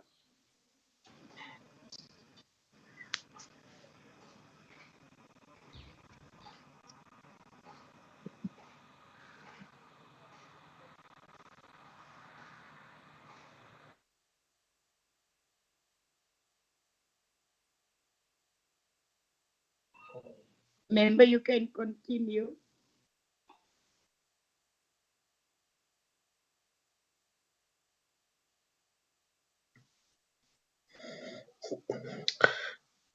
It looks like the members are not sure who was next, Comrade Gillian. This was the first Honorable. round. I don't know the Comrades, second round. So Can the secretary, members, can sorry, I maybe? Chair, sorry, can the committee secretary assist, because I don't have the names. Chairperson Blomo had the names. Can the committee secretary please assist with the names?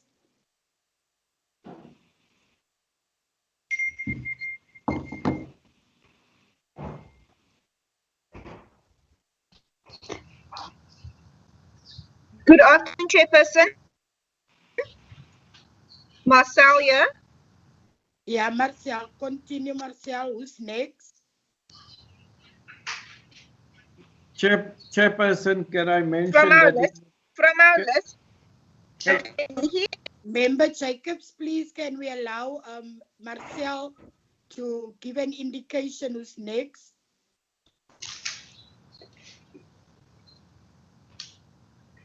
Okay. Okay. Ask the department to answer so Yeah, long. No. We've got Ms. Leahy and then Ms. Latuli. Yeah. So, Members, can we please switch off our mics and allow Marcel to give an indication who's next, please? oh, the chairperson has given me names to give it to you. Can I give it to you, Honorable Chair?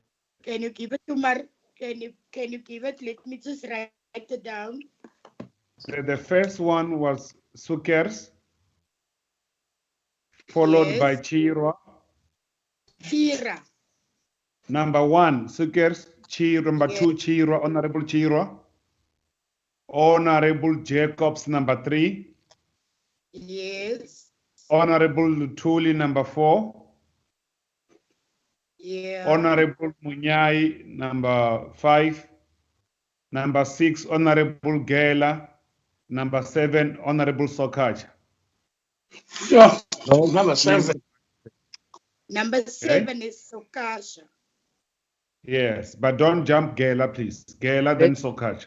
There's Sam. Sam, what the last one? Honorable Sam, what's the last one? Klengwa. Mm. Thank you, member.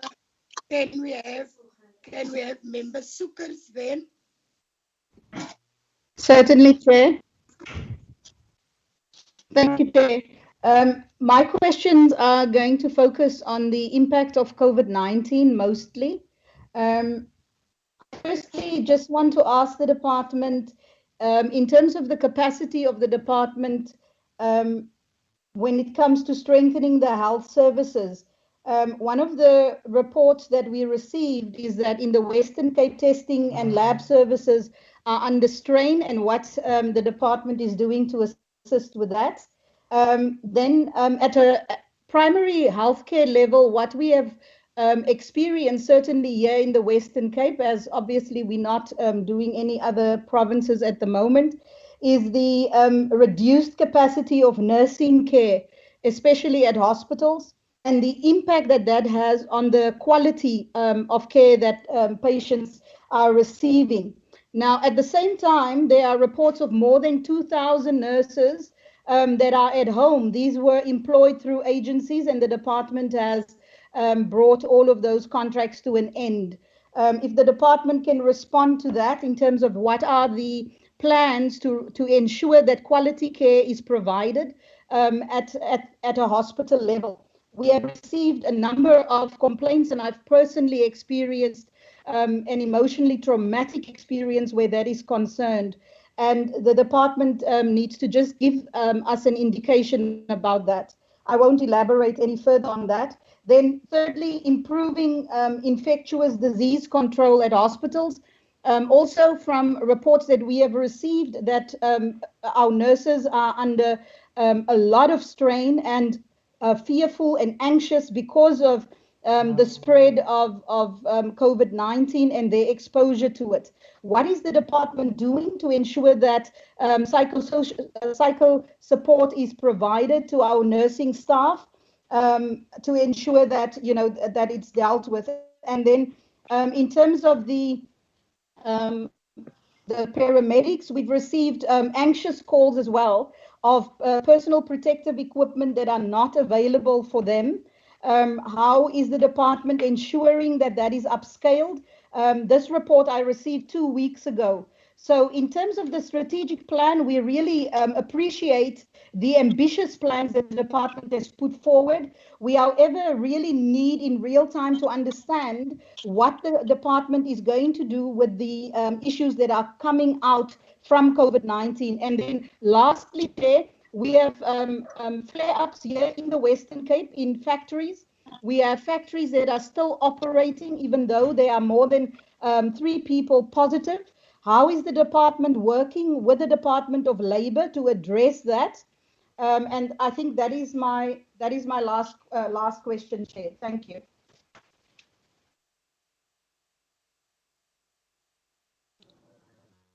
Thank you, member. Can we have member Chiro? Thank you, Chairperson. I hope I am loud and clear. I have a few questions. I think I'm very underwhelmed and dissatisfied by the strategic plan and the APP presented by the department, because it almost cuts on top of the systemic issues and doesn't go down to why we have these issues and how they plan on solving those issues. Like, for instance, when we talk about primary health care, it is still an aesthetic makeup according to this to these reports that are given. Like, for instance, we're going through coronavirus right now, and we are nearing flu season, and yet there has not been mass vaccinations, flu vaccinations and pneumonia vaccinations done by the department. And that is an aspect of primary healthcare. The existence of ideal clinics does not result in primary healthcare, does not result in primary healthcare being accessed by everybody and benefiting the population. And secondly, there is no clear plan on how the department plans on capacitating the entities, especially in response to what we are going through as a country right now. For instance, the NHLS was boldly claimed that they could conduct 30,000 laboratory COVID tests in a day. This has not manifested, and nobody's been held accountable for the fact that, number one, the country was misled on the capacity of the entity. And I think this should bring us to light the fact that our entities might not be as capacitated as they are presented to us when they come to report to committee meetings, because such issues then come to light under pandemics. So I want to know from the department how they plan on capacitating entities beyond rhetoric if you're going to say that the capacity is 30,000 tests a day, why does it not manifest? Why are you bragging about 17,000 tests a day? And secondly, risk assessments were halted in hospitals because of the pandemic. I want to know from the department, when will the risk assessments resume? Because I think risk assessment is such a vital aspect of ensuring that our hospitals are ready, are functioning properly, and all of that. And also, the issue of transport has not been touched on by the department. Member, your time. Member, can you just pause it up time, please? No, there was no set time, Chairperson, on how long we can speak. Can I just finish my questions, please? There has not been a clear link or plan on to show us how transport will be managed during the pandemic and beyond, because we know that EMS is a problem in the department, and I want to know how the department has planned or strategized to ensure that this is resolved. And on neonatal deaths, some of the indicators don't speak to the fact that a major influence of neonatal deaths is caused by the fact that there's overcrowding. And even the targets set for that don't speak to how they will resolve the issue of overcrowding. Neonatals, infants share beds in hospitals. Why do the strategies not speak to that? And member, person, I don't appreciate that you are rushing me when there was no set time frame for asking questions. Can I ask my questions and finish? Can you allow me to chair the session? Can you please allow me? Yes, but can I ask you to take into account that there is still other members that also want to raise questions? I've only spoken for 2 minutes, Chairperson. I've been counting. Can I kindly finish I could be done now, by the way. I could be done. Continue, member. Thank you. On the issue of premature mortality, is very much linked to the issue of social ills like poverty. And I want to know how the department plans on interlinking social ills to health, because living in a just education and including radio stations does not solve the fact that many people on chronic medication don't have food to carry their chronic medication with them. And also on the issue of mental health service, I saw that the grants were not included, or rather they were not done for mental health. This speaks a lot to the department's efforts in raising awareness on the mental health issue we have in the country, which is not done adequately. I want the department to tell us in much detail how they plan on emphasizing the issue of mental health. And lastly, how are we going to increase the supply of PPE to be domestically created in the country? Because right now we are standing at 10% of domestic supply inwardly. I want to know how the department plans on strategizing on increasing the supply of PPE to be domestically given to the department. Thank you very much.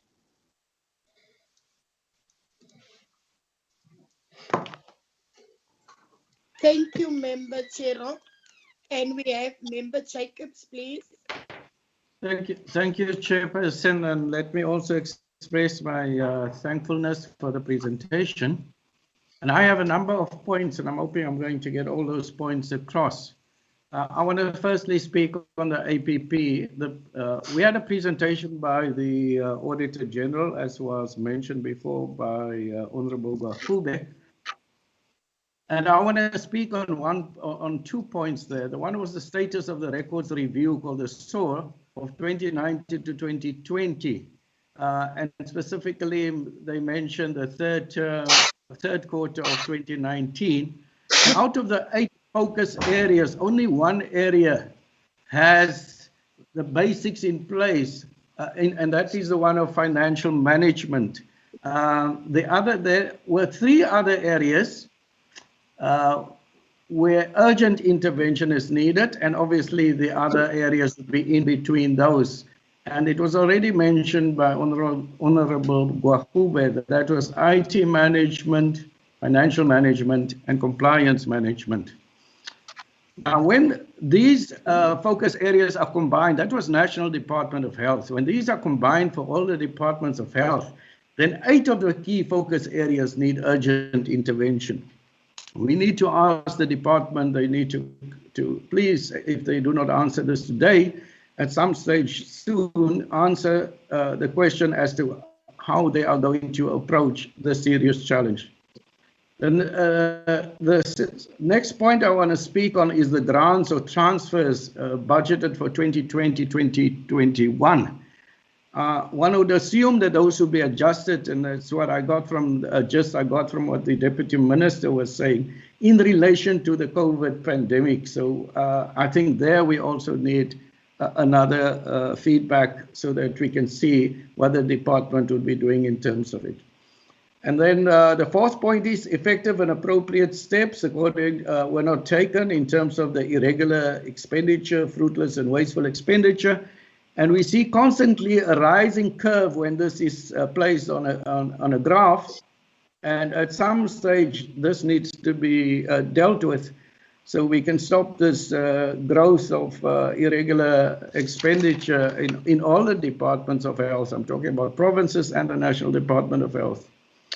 And also in the APP, there is mention of resources being available for managers and frontline providers with flexibility to manage it according to their local needs. I would just like the department to tell us, they're saying that it will be established and put in place the guidelines by 2021, but they should also then say to us what they will be doing in terms of managing those cost centers so that we don't have the same problem of losses of finances.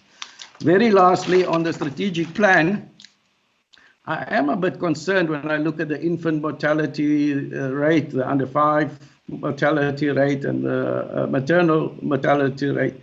Where in 2018, 2019, we had certain targets or with certain numbers, and then we had regressed to 2019, 2020. And then we have expectation for 2024 and 2025 to improve beyond where we are now. We need to seriously look at that regression in the mortality rates. I cannot speak here and not speak about COVID. COVID-19 in the Western Cape is a serious, serious, serious challenge. The Deputy Minister is on this system here, also listening to what I am saying. We have been reaching out and trying to get assistance to assist, to see what can be done to manage this epidemic, or let's call it a provincial epidemic within our province. People have been phoning us and people have been reaching out to us, and we have people stranded and people in quarantine sites and many, many challenges in the province with regards to the management of the quarantining and the isolation of people. I spoke with the Nahawa representative this afternoon at Tygerberg Hospital, and there have been many messages going around. They're concerned about PPE, they're concerned about the cost of transport for the nurses, they're concerned about the nurses. We had a death this morning at 4 o'clock again at Tygerberg Hospital. This is a very serious challenge, and Deputy Minister, we need intervention by yourself, probably the Deputy President, etc. But we need something to be put in place to help us manage this problem in the Western Cape. Thank you. Thank you, Member Jacobs. Can we have Member Latuli, please? Thank you, Chairperson. Greetings to everyone. Chairperson, I would have just a few questions. You know, the Audit General of South Africa, AGSA, has in recent years found that information provided in the department's annual reports were unreliable. Other than removing performance indicators from the reports, what step and how much money has been spent on improving the reliability of the expenditure and performance information? And also, Chairperson, a key indicator of a department should include the performance of provincial departments on health with regards to their service deliveries and financial management. How is the department assisting provinces, a department in this regard? And lastly, Chairperson, the department should also report to us on NHI grant spending with a specific focus on the differences between the direct and indirect grant spending patterns. That distinction between personal and non-personal services should also be explained to us. Thank you so much, Chairperson. Thank you, Member Tuli. Can we have Member Monia?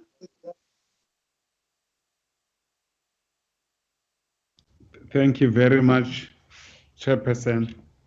The first fundamental issue is that the provincial government of Western Cape is irresponsible, to some degree very reckless. We are calling upon our government as practical and urgent as possible to intervene with the outcome of the findings of the Human Rights Commission with respect to the manner in which the Western Cape government or provincial government has tried to put together the homeless people, the people with mental challenges, as well as pregnant women, together in Strandfontein like sardine. So we would want our government to intervene, because sometimes they behave as if they're federal government, like a county somewhere in Trump administration. So we want that intervention to happen. The other second question, I would want really the CFO to answer that question today.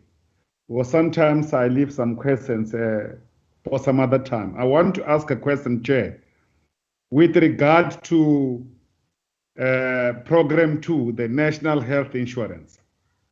What is the budget amount that has been allocated to establish the National Health Insurance Fund? I'll appreciate if I could be answered on that question. With respect to Program 1, have we made provision to address the challenges related to the Civitas building and its dysfunctionality? Chairperson, I'll appreciate if those questions could be considered and answered today. After all, it will not be correct if we don't say that all the workers, right, the workers that are really in the forefront in trying to combat COVID-19 should be congratulated. Surely we should have missed the International Nurses Days, but I'm saying all of them as collective. But lastly, Chair, it is important that we must be able to make sure that not privatized like Spain, that these public or private hospitals who doesn't follow guidelines, especially here in Western Cape, we must be able to regulate them and make sure that the beds in private sector are made for public use, and including the ICT facility.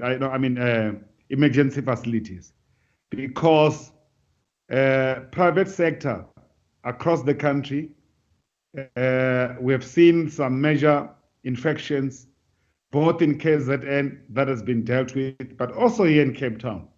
We can't allow in Western Cape that they must behave differently. We are a unitary government.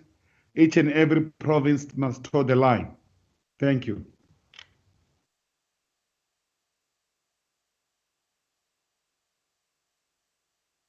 Thank you, Member Moniao. Can we have Member Gela, please? Member Gela.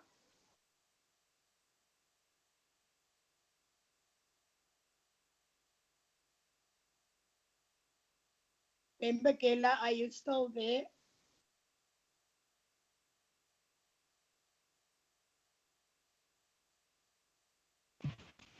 Member Gela must unmute. Hello. Do you hear me? Continue, Member Gela. Yes. Okay, thank you very much, Chair. Chairperson, let me first welcome the presentations from the department. My concern is on Program 6. If we can also just get, Chairperson, the strategy as is being developed. And the second one, Chair, It's around the budget for public health care center. Chair, I just want to know why always the budget is so low for PHC. For this financial year, it's been allocated 221,751.